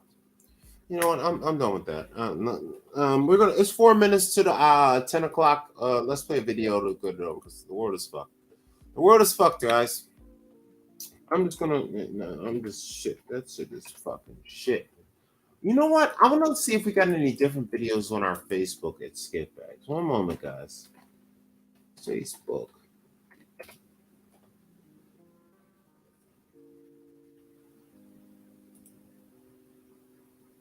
One second, guys. I don't know. Put one of these 2 videos. What's another video? I'm playing a comedy video while I interrupt this for a second. But today I'm bringing him up as Carl Anthony.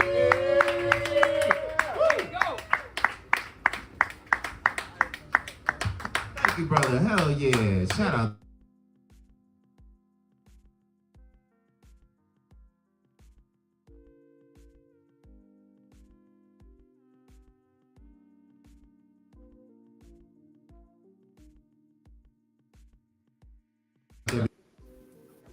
Everybody went out. And shout out to the 19-year-old Lou Diamond Phillips, who just, dog, I'm telling you, if I look like this nigga at his age, I'd have fucked every bitch in here tonight.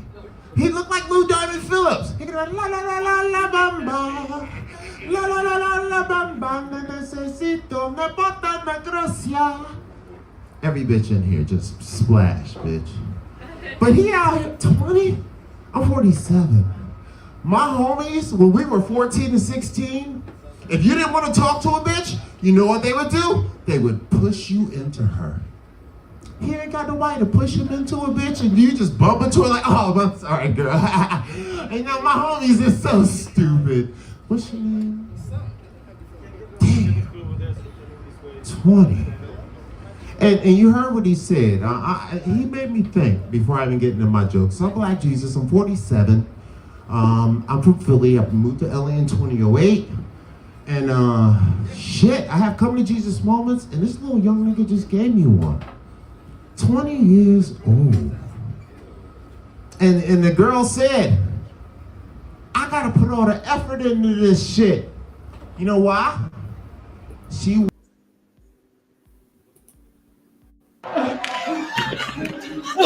You hear the music, right? The killer's after us. CJ, you gotta stay here. Wait and look out for the killer. We're gonna run to safety. Okay, yeah, for sure. Yeah, that's a good idea.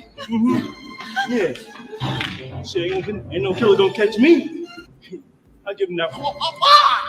That thing, like, come on, yo, like. Run, nigga, run! Run? No, silly goose. I was told to stay here. I'm gonna lock it down. Run, motherfucker, run! You in a horror movie. You just got here like 10 minutes ago. You are toast. Oh, shit. What now? Get to Peter's car out front right now. Go. Oh, you was just gonna leave me to die, huh? Wait, you have dialogue right Fuck the dialogue, bitch. You know what I'm talking about? Ooh, flashback, dude. Oh, you ain't ready for the flashback? What's happening?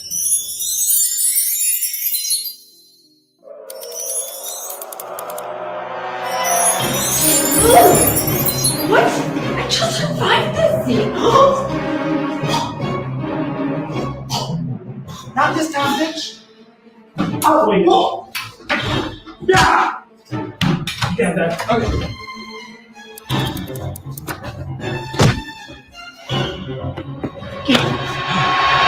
What the fuck are you doing, man? You're messing up my starring role. Fuck him. Knock his pussy ass out, man.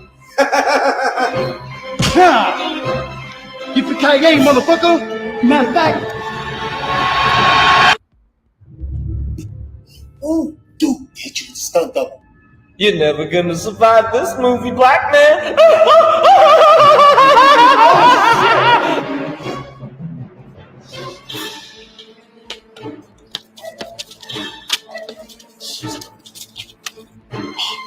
No keys?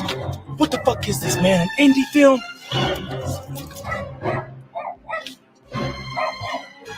Huh? It's over, dude. I thought you was a better actor, man. Hey,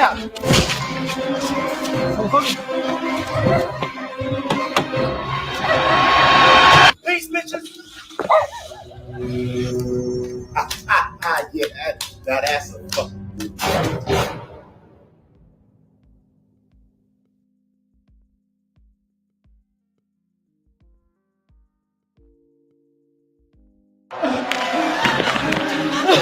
You hear the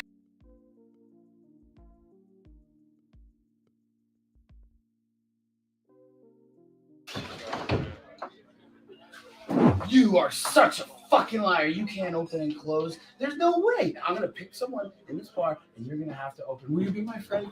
I will eat your asshole. Pick any fucking chick in this bar. Pick any girl. Any girl. Hi, you want to meet my mom? I will slap your titties, bro. Okay, so maybe possibly we can go. That girl right there. No. She's all. Oh, yeah. What's up? Fuck me. Listen, her, right there. Her, I can open on her right now. Dude, she's like 75. And I can open on her. 20s, we'll be friends till the '80s. I hope you'll be 20s. Yeah, we're 20s.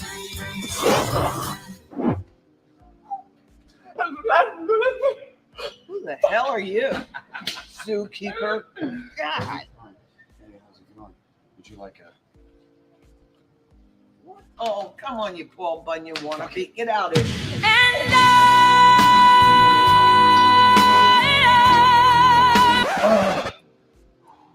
Fuck off! She's unclosable! Go! This tab's on you, asshole.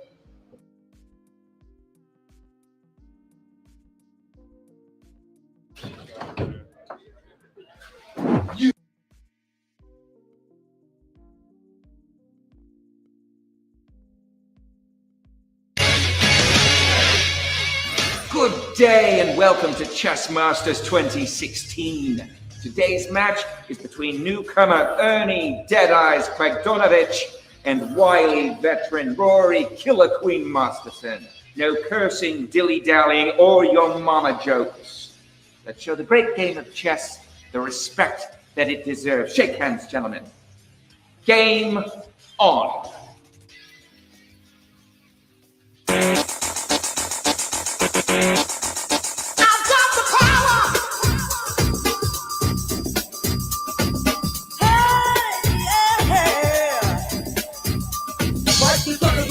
Snapper, bust the rack in this thing called rap.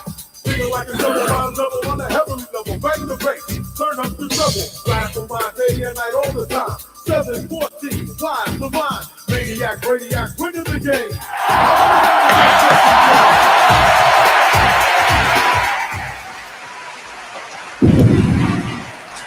That was truly one of the most incredible games of chess I've ever witnessed.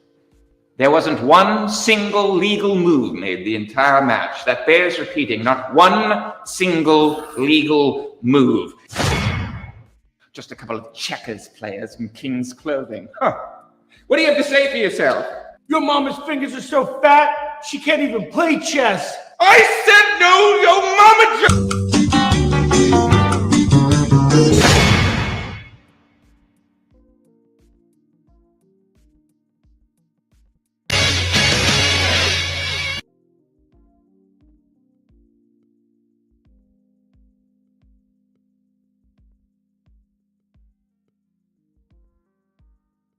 What's going on? Dude, Jean-Claude, Van Damme, Party in the Hills. Right now, let's fucking go, dude. Dude, look at me. I can't go to that party dressed like this. Dude, just fucking buy some clothes. Come on, this is a fucking moment. I has $10. We're making clothes for $10.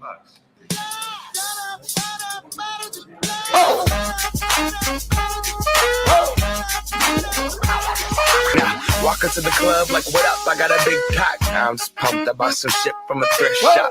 Ice on the fringe is so damn frosty. The people like, damn, that's a cold ass honky. Rolling in hella deep, headed to the mezzanine. Dressed in all pink, set my gator shoes. Those are green draped in a leopard mink. Girl standing next to me. Probably should have washed it. Fuck, I knew that montage took too long. Hey, John. Can I get the code of your Wi-Fi? Oh. Well, can I at least borrow a shirt? No!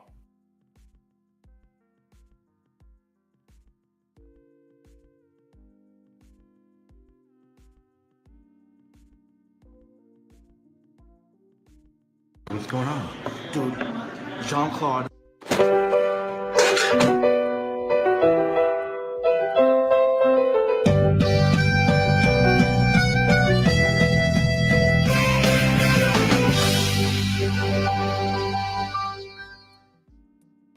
For the third year in a row, we're finally turning a profit. And a big thanks to my man, Black Friday. Let's hear it for Black Friday. That's right, y'all. Come on out. Affirmative action done saved the niggas' ass. It's gonna be way cheaper on Monday. Oh, you motherfucker! Cyber Monday. This is the last time. You always got some fucking smart shit to say. Let's not beat around the bush here. What do the holidays mean to you? Booze. Lots and lots of booze. Hell yeah! Coming What? Family and togetherness. Genocide. Love and chocolate. All great answers. But you're all wrong! Wrong! The holidays are about one thing. Just one. And one thing only, baby. Scavenger hunts. Nowadays, I only have fake eggs. I had them in shoes, underneath car seats, laundry machines. It's all fair game. Easter Sunday going to be the next April Fools. I come for you, April Fools. The holidays are about one thing. Cold hard cash, baby! The holidays are gonna start selling corporate sponsorships. Have I ever tried to have an office romance? No. Have I ever tried to have an office fuck? Maybe. Is this stuff kosher? All that guy does is try to ruin my job. He's been riding me my whole life. He's jealous. He's got 8 days. I got 1.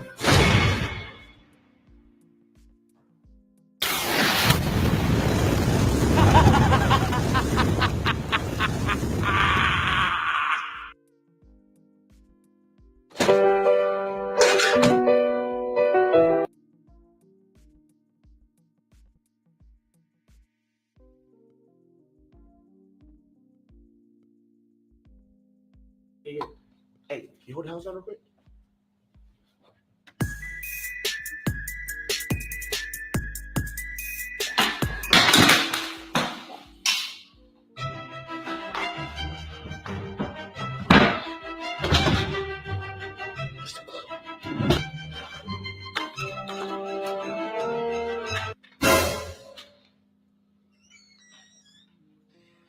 Yo, you ready for this game? Yeah, I'm gonna wait for this game all day. My mom's chair! Hey, accidents happen. Accidents happen.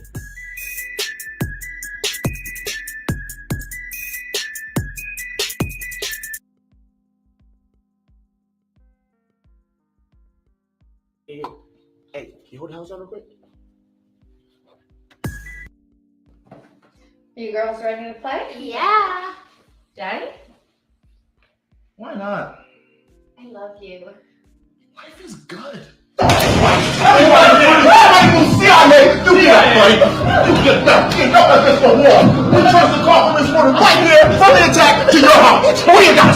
just want to make macaroni. Hey, we need 7 curry light skin. Don't. We're a LeBron James fan, bitch. Yeah, we got him in custody. We got him in custody. Yo, Black Lives Matter, dude. Look, fool, I'm mad. Come on, go. Go on out of here. Go. Go. Damo сейчас.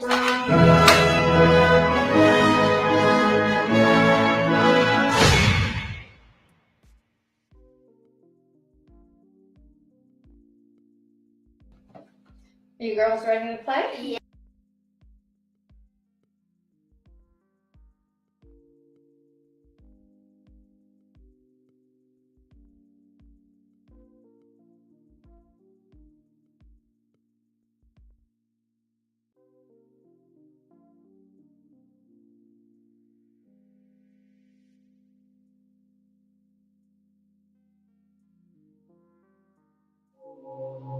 Are you really gonna put me in your movie? Thanks. You really think I could do a role like that justice? Chase Banks' newest blockbuster thriller. So you really think I'm good for the part? That was great. Keep in touch. Looking at the script, and I'm thinking to myself, you and Megan are interchangeable. I mean, you guys both have such great sex appeal. Did I get the part? You got the part. Oh my god! Thank you. But really, why are you here? Got myself in a little bit of a conundrum tonight. I'm not the person for that job. I can't do that. What if I told you that I'm looking at the upcoming star of my upcoming film, Death promise you, man. You think I'd fuck you to be in one of your shitty B-list movies? Couldn't really leave this girl on the side of the road in the condition that she was in. Police are investigating the alarming twist of events in the murder case of mega Hollywood producer Chase Banks. Mr. Banks. Call me Chase, goddammit! Let's stop talking about me and let's start talking about you and your future. Of course, anything, Mr. Banks. That's a good word, isn't it? Anything. The idea of being in one of your movies really turns me on. You're gonna be such a big star.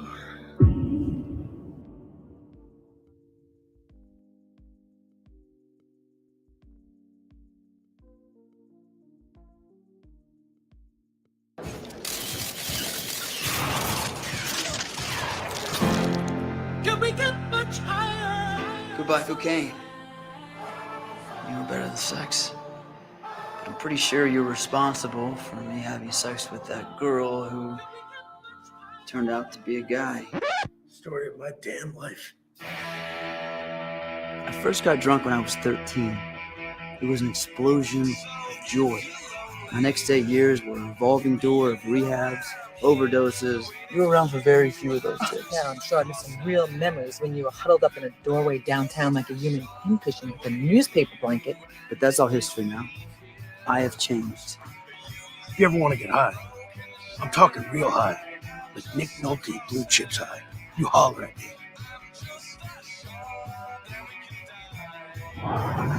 No. Change your mind. All right, this is getting us nowhere. Speaking of which, where are we? The sober house? Benjamin! For Benjamin! once, I thought maybe I could just go It's home. about you getting better. If you would just give me a second, I could. Oh, man. Pleasure to meet you, Congresswoman. And this must be our new resident.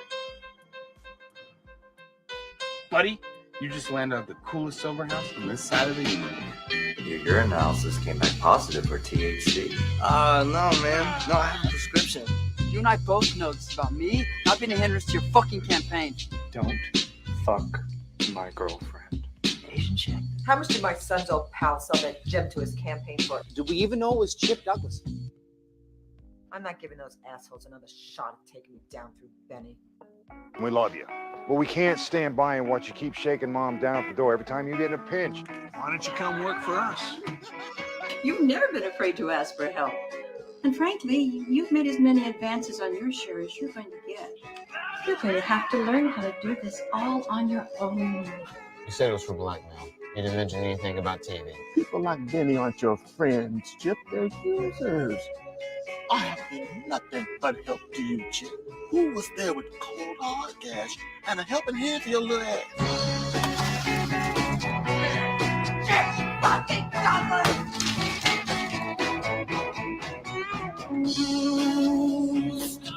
You better pray he doesn't do something stupid, because I'll have this crack house shut down so fast you'll think your ass is strapped to a bullet train. Listen here, you big bastard bitch!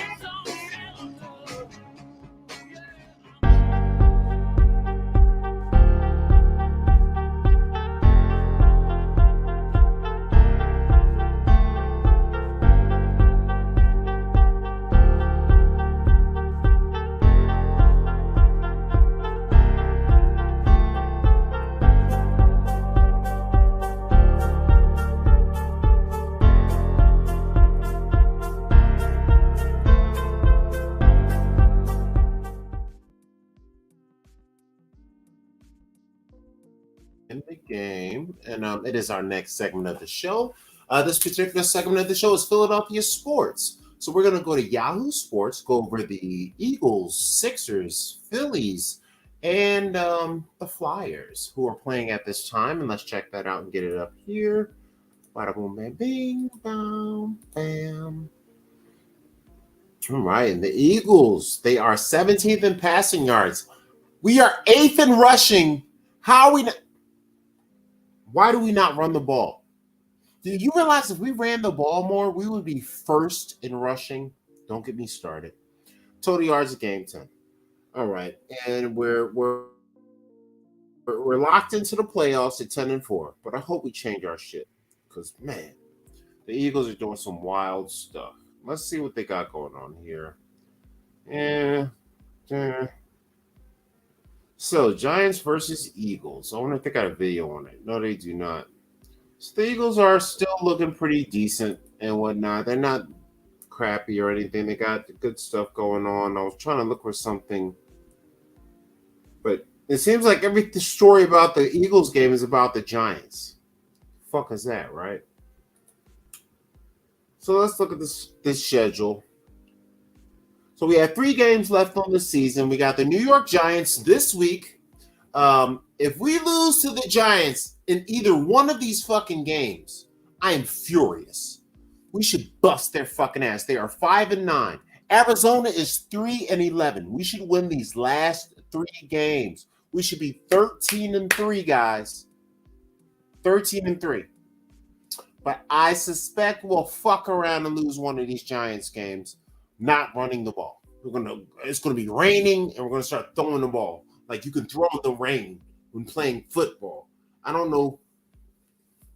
The Seattle game, it rained the whole game. They passed the ball. They came out running, went right up the field and scored.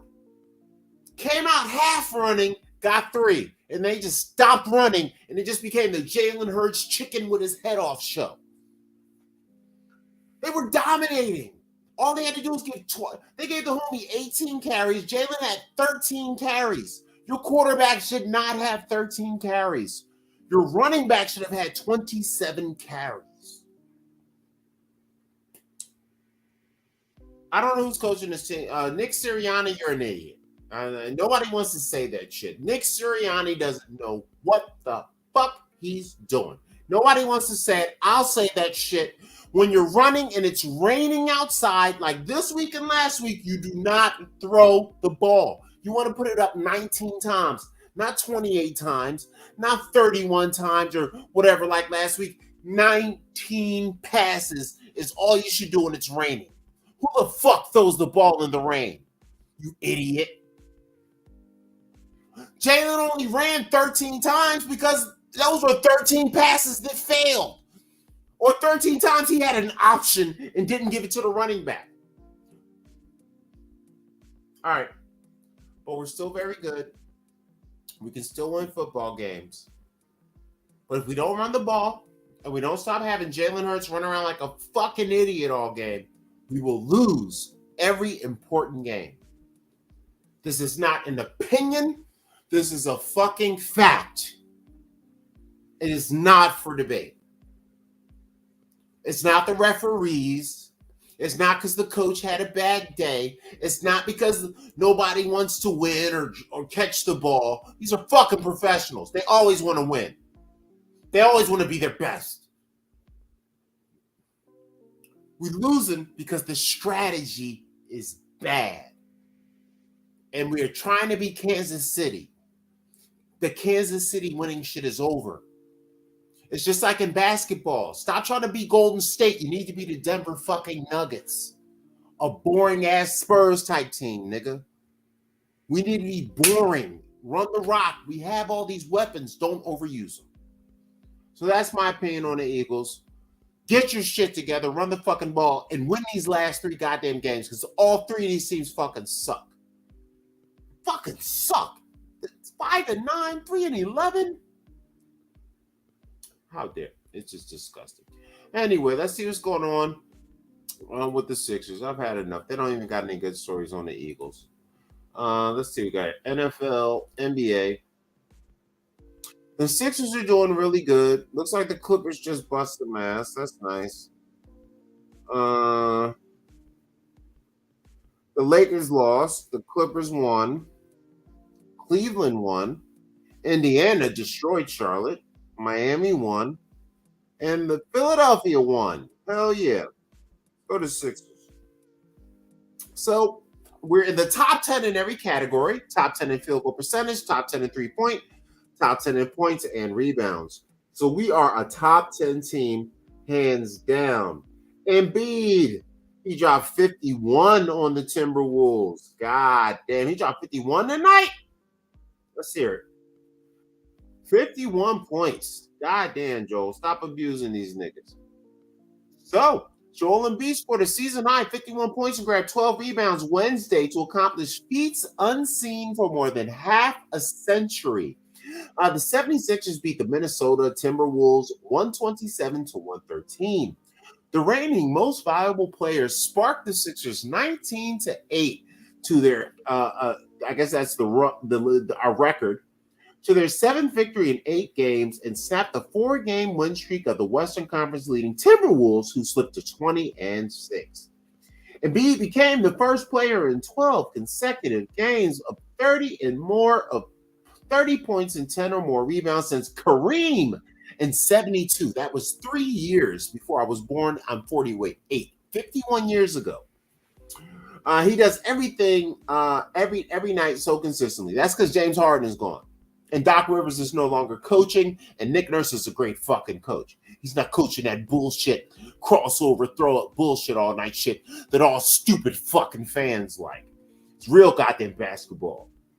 But motherfuckers won't tell you that, oh, yeah, we was playing bullshit before. They'll blame something else like the referees were hating. That's what niggas will say. But that's niggas, what can we do? He also became the first Sixer since Will Chamberlain in 1967 with 3 consecutive games of 40 or more points. Man, somebody's going to be the MVP again this year. Basically, he's the shit. He's busting ass. The Sixers are looking great. Ever since we got rid of James Harden, it's the best thing. Sixer fans, stop asking to get a 3rd star.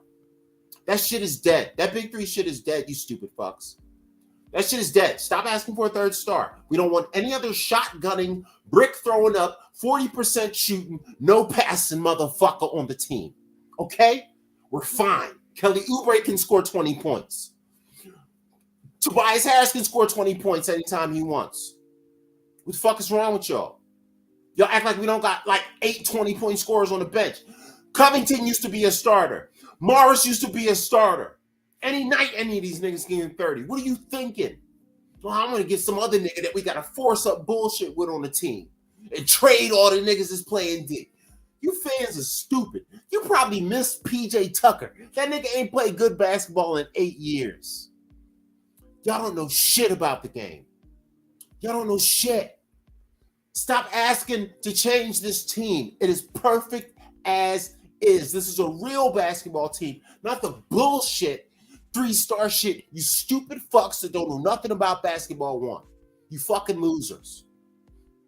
You don't know shit about ball. All you want to watch is crossover, dribble, kick out. No, run plays. Move the fucking ball. Pass it 5-6 times. Take it to the hole. Fuck those threes. It's like football. Run it. Stop throwing it. Stupid fucking fans. Anyway, so that's how you win basketball. With teams like this, not with that. Because, see, Minnesota's trying it, and they're losing. Fucking losers. Anyway, that's my attitude. All right, Sixers, I'm done with that. What else we got? Are we playing baseball right now? I don't think we're playing baseball right now. So that's next year. But it says we are supposed... Damn, it says we suck. It says it's the Dodgers, Atlanta, the Yankees, and us. Okay, so it says we're one of the top 4 teams in the major league. So next year, the Phillies look like one of the best teams. We were top 10. So we're supposed to be one of the best teams in the NHL next year. So we'll see how that goes. We'll see how that goes. So we don't got rid of it. Let's see what's up with the what's the hockey niggas? The Broad Street Bullies. The Flyers. Oh, what's going on with them? They played tonight? No, they didn't. We are Eastern. Guys, okay, so we're 31-18. That's a good record. So we're second in our division, which is very good. Are we in the playoffs? We are in the Eastern Conference playoffs. We are the number 3 team in the East at 31-18. So the Flyers are looking good. This is the best Flyers team we've probably had in years, guys. This is the best Flyers team we've had in years. That's amazing. Oh, you know, let me switch the screen up here. Put like that. Best Flyers team we've had in years. We're 30th in the power play. Damn, we're shitty on the power play. Shitty in the penalty. Shitty goals for, but with goals against, we're playing great defense. And our penalty kill. So apparently we play very good defense, but our offense is weak. But people will say that defense wins championships. So the Flyers are looking good. The Broad Street Bullies are busting ass. And that's great. All right. Good. So that's our news segment. I think that is all of our sports. Let me see here. Yeah. I think we're good on everybody else. Oh, do we have the WNBA? Does Philly have a team? Does Philly even have a team? Shit. Dude, they don't even put all the statistics on the girls' page. Anybody knows that? New York, Connecticut, Atlanta, Washington. Nope, there is no Philadelphia team in the bitches conference. All right. Okay, well, fuck it then. So there's no need to go over to WNBA. I guess our team would be New York. So if we're from Philly, we're 2 hours from New York. So New York is our team. So our team, the New York Liberty, is the best team in the NBA. So I guess we can take credit somehow for that. I don't know. But I will tell you something. I don't know if you guys ever been to a WNBA game. Most WNBA players are fine as hell. Let me tell you something, guys. I'm a 6'4" nigga, right? So I'm really tall. I've never seen so many women in one place that I want to have a baby with than at a WNBA game. If you're a guy and you like tall, beautiful women, there's going to be beautiful women in the stands. There'll be basketball teams all in the stands of girls in college and stuff that are of age legally. On the court, there's going to be 30 women. At least 15 to 20 will be beautiful. Like, you be like, damn, I bet, man. I don't care about the game, but them WNBA girls are fine as hell.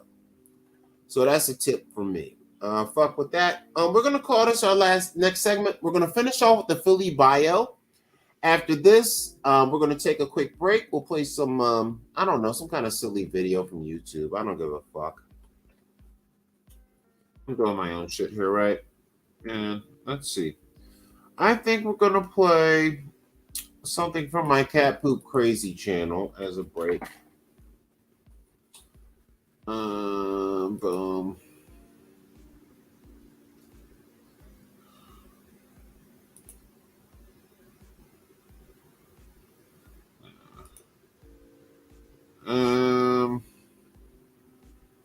I'm gonna play a stand-up set.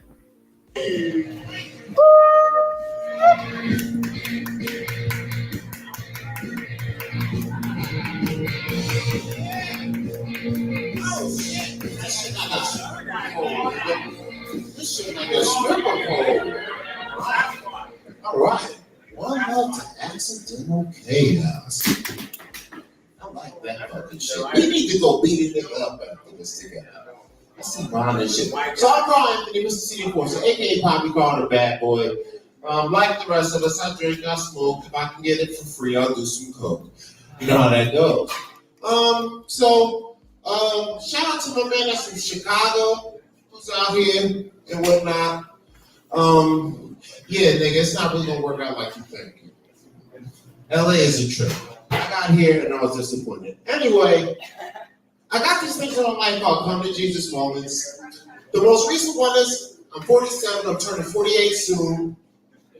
And even though my favorite song is Bitches Ain't Shit, and I've dated enough women to know that bitches ain't shit, I still want a wife one day. Yeah, I know. I want to impregnate one of these ain't shit bitches. I don't know why, but there's this urge, right?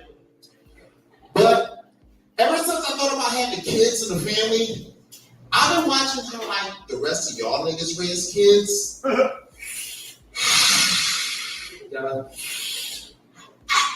Y'all not doing too good, right? So I got a couple of stories about some niggas, some kids that I met. So I used to teach in school, elementary school in Philly, 1,700 kids, 85% on welfare. Home niggas used to come to show with dirt on them, right?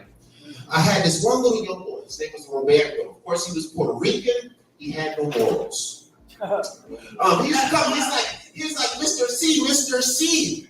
What is the titty club? I said, well, number one, Robert, you're in the first grade. We can't call it the titty club if we're going to talk about this. So I said, Robert, just call it the club. So I did actually educate a first grader on why his father and his brothers came home drunk talking about the titty club.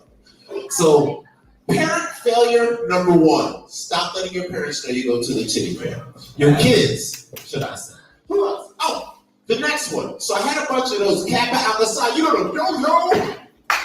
You know them niggas, right? Bunch of them niggas, they get too much pussy for no reason. My dudes, they were Kappas. They actually used to like kind of mess around with each other's bitches and like shit, right? So one day we over one of the houses while one of the Kappa homies is fucking the other Kappa homie's bitch. This shit's crazy. Kappa niggas is crazy. Anyway, I've been saying this. Anyway, the point is, we go to the house and there's a little kid, 4 years old. I'm sitting there. He's back there messing with the kid's mom, right? And I'm sitting there with the 4-year-old kid. Me and this 4-year-old kid have a better man conversation than anybody I could talk to in this room. And I looked at him and I almost started to curse. And I was like, hell, motherfucker. And I looked at him and said, nigga, you are 4. Parental failure number 2. You guys are not doing good with these kids. I want to get one of these ain't shit bitches pregnant, but I see the kids you guys are raising, and I'm concerned. Because my kid's going to fuck your kid one day. So if you do a bad kid, my kid's got to fuck him. That's the whole point. What else is wrong? Oh, my homeboy named Trey. So he one of them dumb big thick niggas, can't read, smells bad. Women love to fuck him and have his baby, right? His name is Trey. She's like, oh my God, I want to have his baby. So one time, he my roommate, he got it wrong. She pregnant with his baby, but she had a little daughter that used to come in my room and mess with the computer. In 3 days, this 3-year-old little girl went from not knowing how to use a computer to literally the 3rd day pushing me away. Like, get away! I got it. 3 days, right? Number one, we probably need to kill all children because they're way smarter than us. If we want to keep this world, I'm just telling you, they're going to take us down, and they're like way more advanced than us. We're just waiting for I'm telling you, children are the real Skynet. But I want to have one, so I'm working on it. But this little girl, after we had fun, so I'm sitting there waiting. She gonna push me on, treat me like I'm a bitch ass nigga. She this big, I'm this big. I'm the bitch in the corner smoking a blunt, waiting for her to get done, right? So she gets done playing the game. She's happy as shit. So she's like, ah! She runs and she like jumps on my lap like she's fucking Cardi B or some shit. I'm like, yo, get the fuck off me. We're like, what are you doing? You're not supposed to sit on a man like that.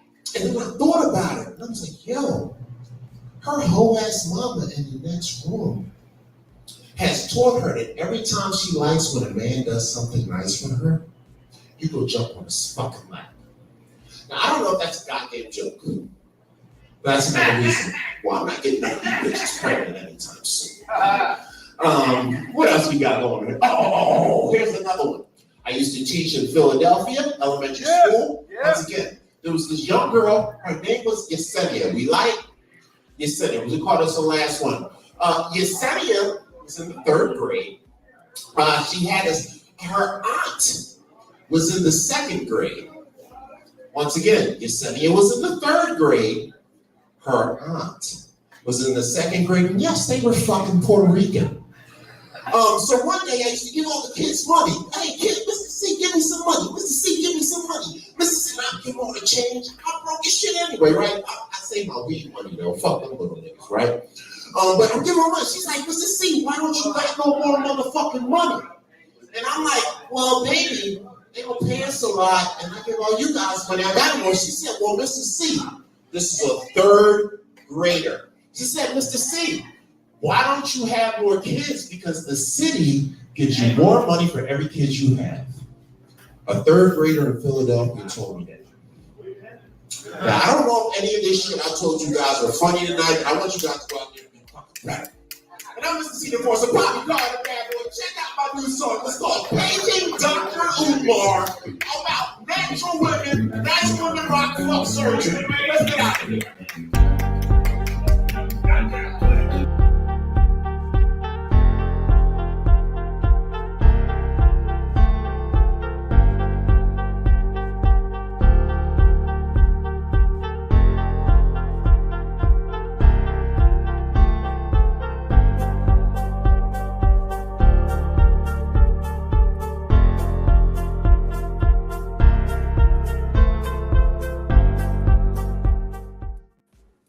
Alright, we're back in the game. Some of my bullshit comedy. Hope you liked it. If you didn't, fuck you anyway. But let's go ahead and finish this up with our Philly bio of the week. Miss Imogene Coca. And I'm gonna see if I can find a bio of her. Let me see here one moment. bio. Let's see how long it is. Oh, this one's only about 3 minutes. Well, this one's 6 minutes. All right, I'm gonna go because this one's a Wikipedia. You know, it's based. This one is probably based on Wikipedia. I'm a gamble. This one site should be cool. I think I had a problem with them, but I'm gonna give them their props and I'm gonna copy the link. And because I got to make this all fair use, because they all dick. So I got like a strike. I really need to repeal it because I did do it fair use properly. But what they want me to do is fill out all this bullshit like I'm a goddamn winner. I don't feel like doing it right now, but I think I'm gonna do it this weekend. Original video.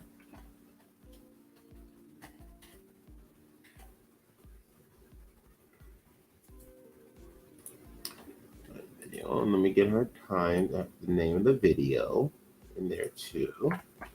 I'm gonna do this. I'm practicing my fair use, guys. Sorry, guys. I'm just practicing my fair use. Trying to do this right because these guys are really trying to add it to all the streams and texts and stuff. But I think I gotta put it in the I'm gonna put it in the 1 second, guys. 1 second. I'm gonna put it. Let me see here. Bang.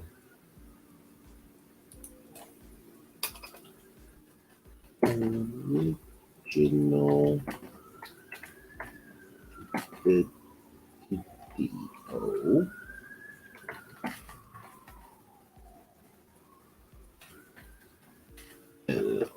I'm trying to put it in my little comment thing. You guys just have to wait. Fuck you guys. I'm doing my thing. I'm over here on my thing because I'm trying not to get in trouble with YouTube. All right, good. These says contains any single okay, my fault. All right, get rid of these.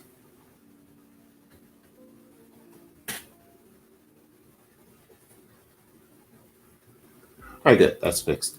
All right, let's get this back up here. So I'm trying to master not getting strikes.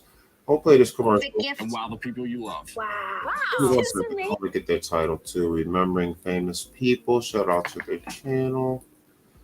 The life and sad ending of Imogene Coca. Ooh, I'm gonna pause that. Make it big. Give them fair use.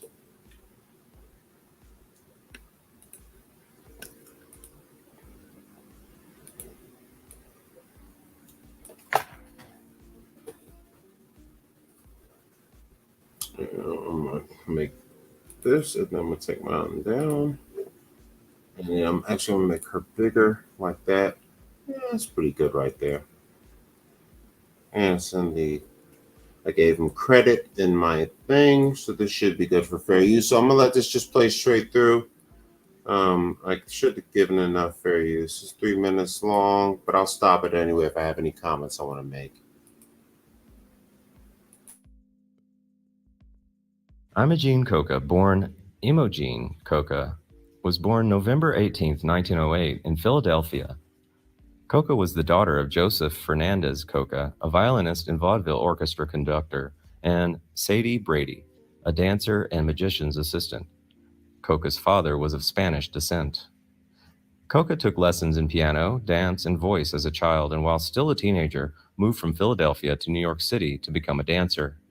She got her first job in the chorus of the Broadway musical When You Smile and became a headliner in Manhattan nightclubs with music arranged by her first husband, Robert Burton. She gained prominence when she began to combine music with comedy. Her first critical success was in New Faces of 1934. A well-received part of her act was as a comic striptease, during which Coca made sultry faces and gestures, but would manage to remove only one glove. She committed this routine to film in the Educational Pictures comedy short, The Bashful Ballerina in 1937, and co-starred opposite another newcomer to films, Danny Kaye, in Educational's 1937 short, Dime a Dance. Both of these comedies were filmed in New York. She played opposite Sid Caesar on The Admiral Broadway Review, January to June 1949, and then a breakthrough in career in the sketch comedy program Your Show of Shows, which was immensely popular from 1950 to 1954, winning the Emmy for Outstanding Variety Series in 1953 and 1952. The 90-minute show was aired live on NBC every Saturday night in prime time.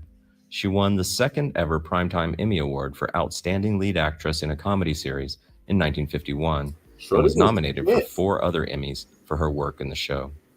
She won a 1953 Peabody Award for Excellence in Broadcasting. A Peabody Award. Her success in that program earned her her own series, The Imogene Coca Show, which ran from 1954 to 1955. Wait, she had her own show? Prior to working with Caesar, she had starred in an early ABC series, Buzzy Wuzzy, which lasted 4 episodes in 1948. Wuzzy Wuzzy. She went on to star in 2 more series. In the 1963-64 TV season, Coca portrayed a comic temporary helper in the NBC sitcom Grindle. It competed with the second half of The Ed Sullivan Show and lasted only 1 season. Coca later starred as a cave woman with Joe E. Ross in the 1966-67 time travel satire sitcom It's About Time. She appeared on comedy and variety series throughout the 1950s, 1960s, and 1970s and 80s, including several appearances each on The Carol Burnett Show, The George Gobel Show, The Hollywood Palace, and Ed Sullivan's Toast of the Town, and Bob Hope specials. She appeared on other shows and specials by Dean Martin, Jackie Gleason, Jerry Lewis, Dick Clark, Danny Kaye, and Andy Williams. The Sid Caesar, Imogene Coca, Carl Rainier, and Howard Morris special won a 1967 Emmy for Outstanding Variety Special. She made memorable guest appearances on sitcoms, including 2 appearances on Bewitched, The Brady Bunch, and Mama's Family. She appeared with Milton Berle and Your Show of Shows co-star Howard Morris in Curtain Call, a 1983 episode of Fantasy Island. Coca appeared in a number of literary adaptations for children. In 1960, she was Miss Clavel in Sol Sax's adaptation of Ludwig Bimmelmann's Madeline for Shirley Temple's storybook. In 1972, she voiced the character of Princess Jane Clockenlocker in The Enchanted World of Danny Kaye, a Rankin-based version of Hans Christian Andersen's The Emperor's New Clothes. In 1978, she appeared in A Special Sesame Street Christmas. In 1985, she played the cook in Alice in Wonderland, an all-star TV miniseries adaptation of the book by Lewis Carroll. Among her final roles was voicing the characters in Garfield and Friends. In 1988, Coca appeared as the mother of Alice Beasley Agnes in Moonlighting episode Los Dos de Pestos, written by David Steinberg. She received her 6th nomination as Outstanding Guest Performer in a Drama Series for the role. The same year, she was the female recipient of the Lifetime Achievement Award in Comedy at the 2nd Annual American Comedy Awards. Coca. I want to give the remembering guy props. He's actually reading this himself instead of letting the computer read it. And that's impressive. Do your thing, homeboy. Get it in.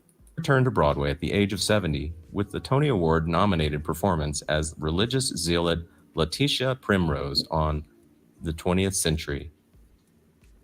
In 1978 musical adapted from The 20th Century in 1934.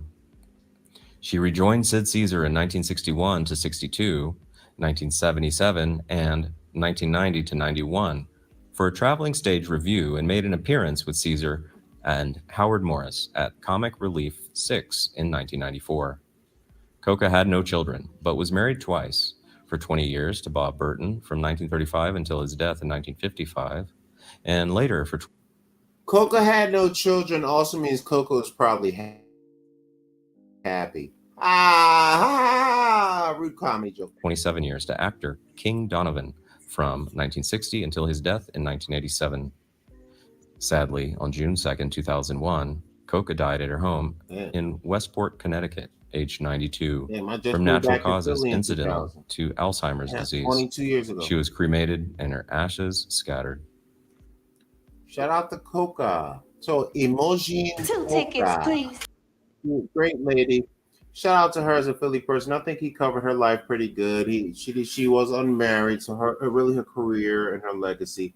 But think about that, because sometimes people, and this is a good time of year to have this talk, right? I'm gonna close the show with this editorial. What life is really about. Let me see. I'm gonna actually put that in there. What is life really about? You know, that's how I'm gonna close the show for now, and I'm gonna finish with the editorial. That's a good idea. That's a great idea. Editorial. And my typos are ridiculously terrible because I can't type for shit. Don't you guys judge me.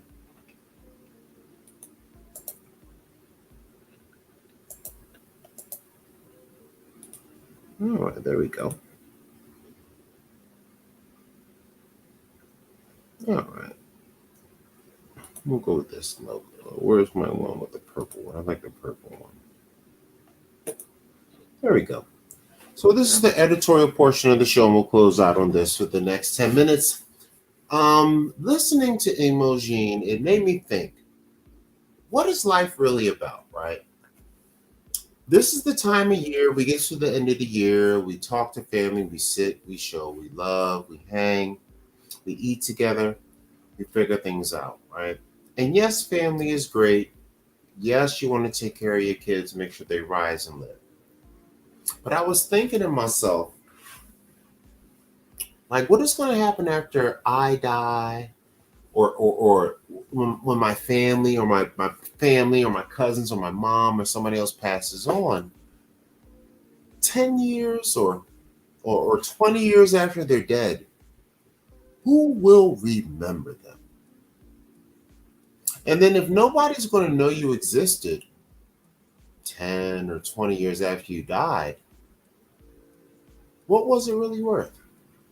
Like, you were given a gift by whoever it is. I don't know if it's God. I don't know if it's the universe. I don't know if it's a spaghetti monster. I don't know what it is, but you were given a gift to be a mammal that is capable of making the cell phone. A mammal that is capable of making the computer I'm using. A mammal that is capable of using the internet that brings these images to you as I speak. Yet, many people, they base their entire value in having babies, which is sex, which all mammals have. Dogs can have sex. Rats have sex. They also raise and take care of their children, and they also search for resources to keep themselves and their children alive. So if you have a job and you had kids and you have a house, you've done no more than the average mammal when you really think about it. A giraffe does what you do. A lion does what you do. But you're a human. Again, this is way beyond food and shelter. Okay, guys? If you're not using this part of you as a human, this thing I'm holding, if you're not using this part of you, you know what is in this thing that we made? All human intelligence of our entire history is right here in our hand.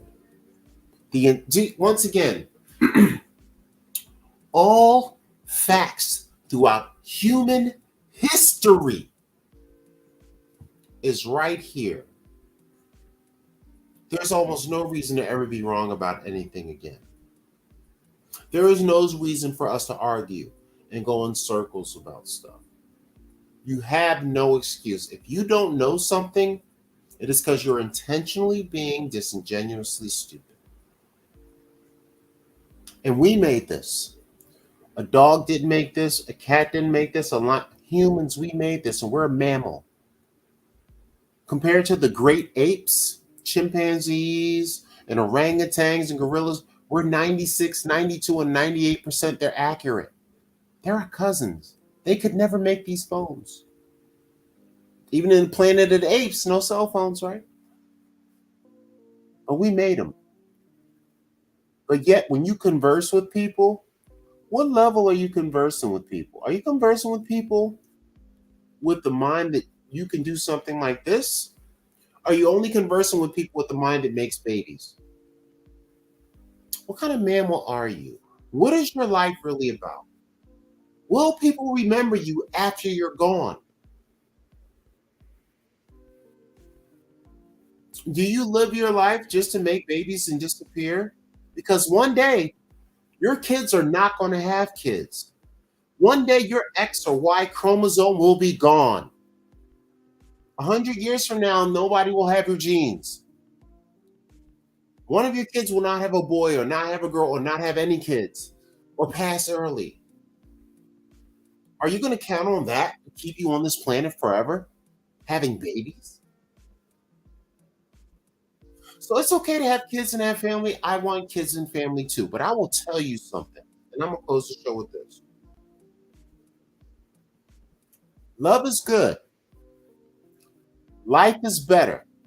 But you see something like this, you better remember before you leave this world, you better do something that is beyond the mammal that you were made to be by God, the universe.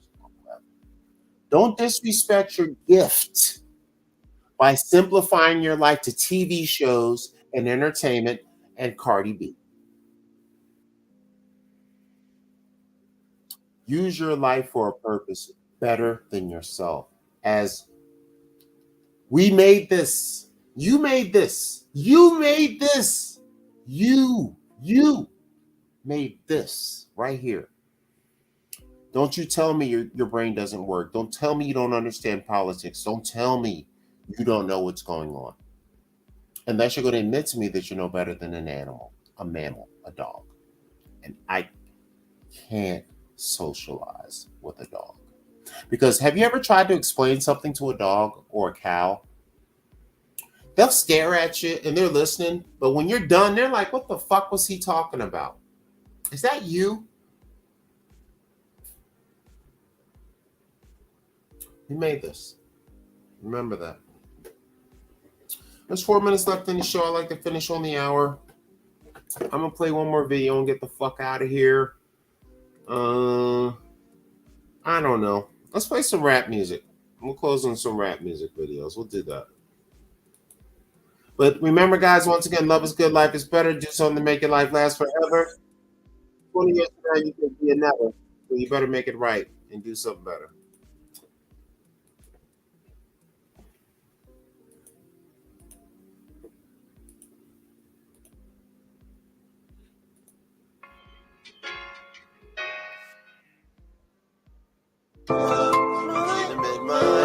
Always be in my life.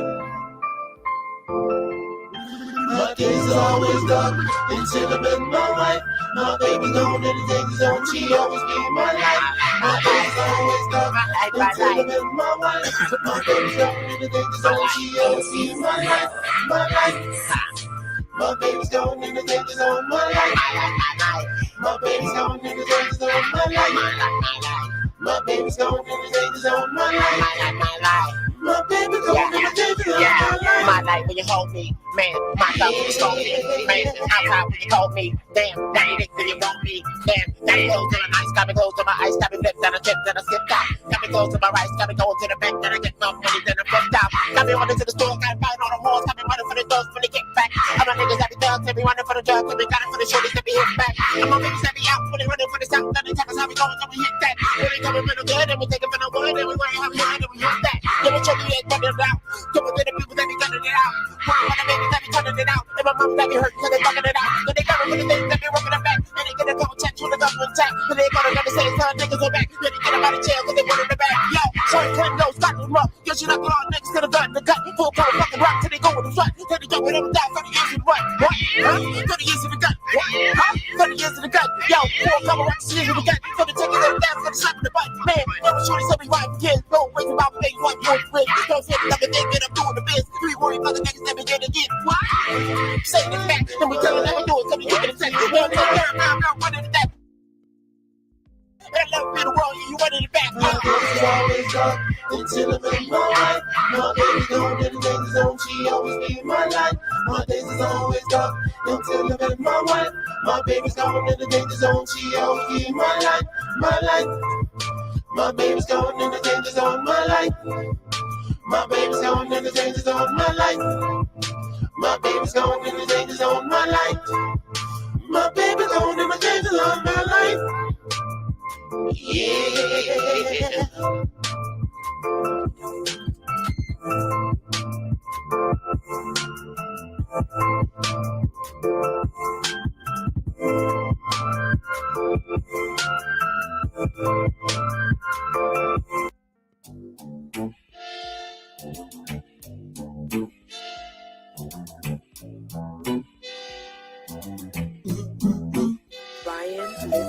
Every time I do, I lay your love and hits me hard and make me go, make me go.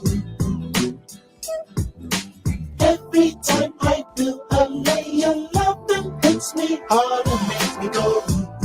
Yeah, yeah, yeah, yeah, yeah. Baby girl, what you say, what you do? Every time I take my time, I look at you. Talk about my baby, oh, you're beautiful. You're looking like you got the food of beautiful. Ooh, better work it out, cause I love it, baby girl, you got to work it out. But every time I figure out to lay with you, it be some new type of shit that you won't wanna fool. Every time I do, I lay your love and hits me hard and make me go. Make me go. Every time I do, I lay your love and hits me hard and make me go. Make me go. Yeah, yeah, yeah. I remember first time was a sunny day. Came out on the street with the cousin play. I saw a girl, she looking so perfect back. I saw her body, she looking so good and tight. Got to grab her on stool, then I took her to my place, had to talk to her cool. Then we laid around and we acted like fool. Then we made love all night, made her body drool. Every time I do, I lay your love and hits me hard and make me go. Make me go. Every time I do, I lay your love and hits me hard and makes me go. Make me go. Yeah, yeah, yeah, baby girl. A few years later, I played a few weird things, but I paid her. I figured, yo, she hitting home was like a bucket. And yeah, we do it all night and then tuck it. Whoa, yo, we won the right.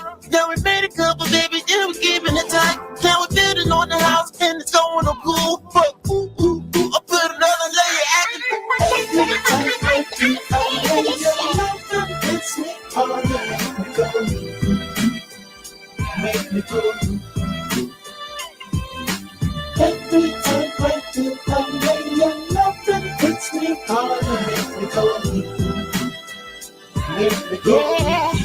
Yeah, yeah, yeah, bitch.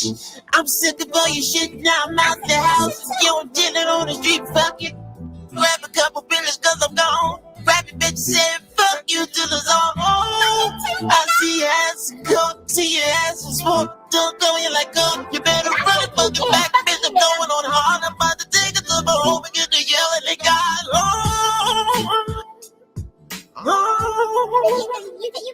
yelling it God. Why you got so many layers to your baby girl? I'ma send my cousin Tyrone to come get you. I'ma send that new nigga I met my job to come get you. I'ma send everybody job. I mean, gonna fuck a couple lesbian bitches so I can send them to get you too. Fuck you, nigga, you done.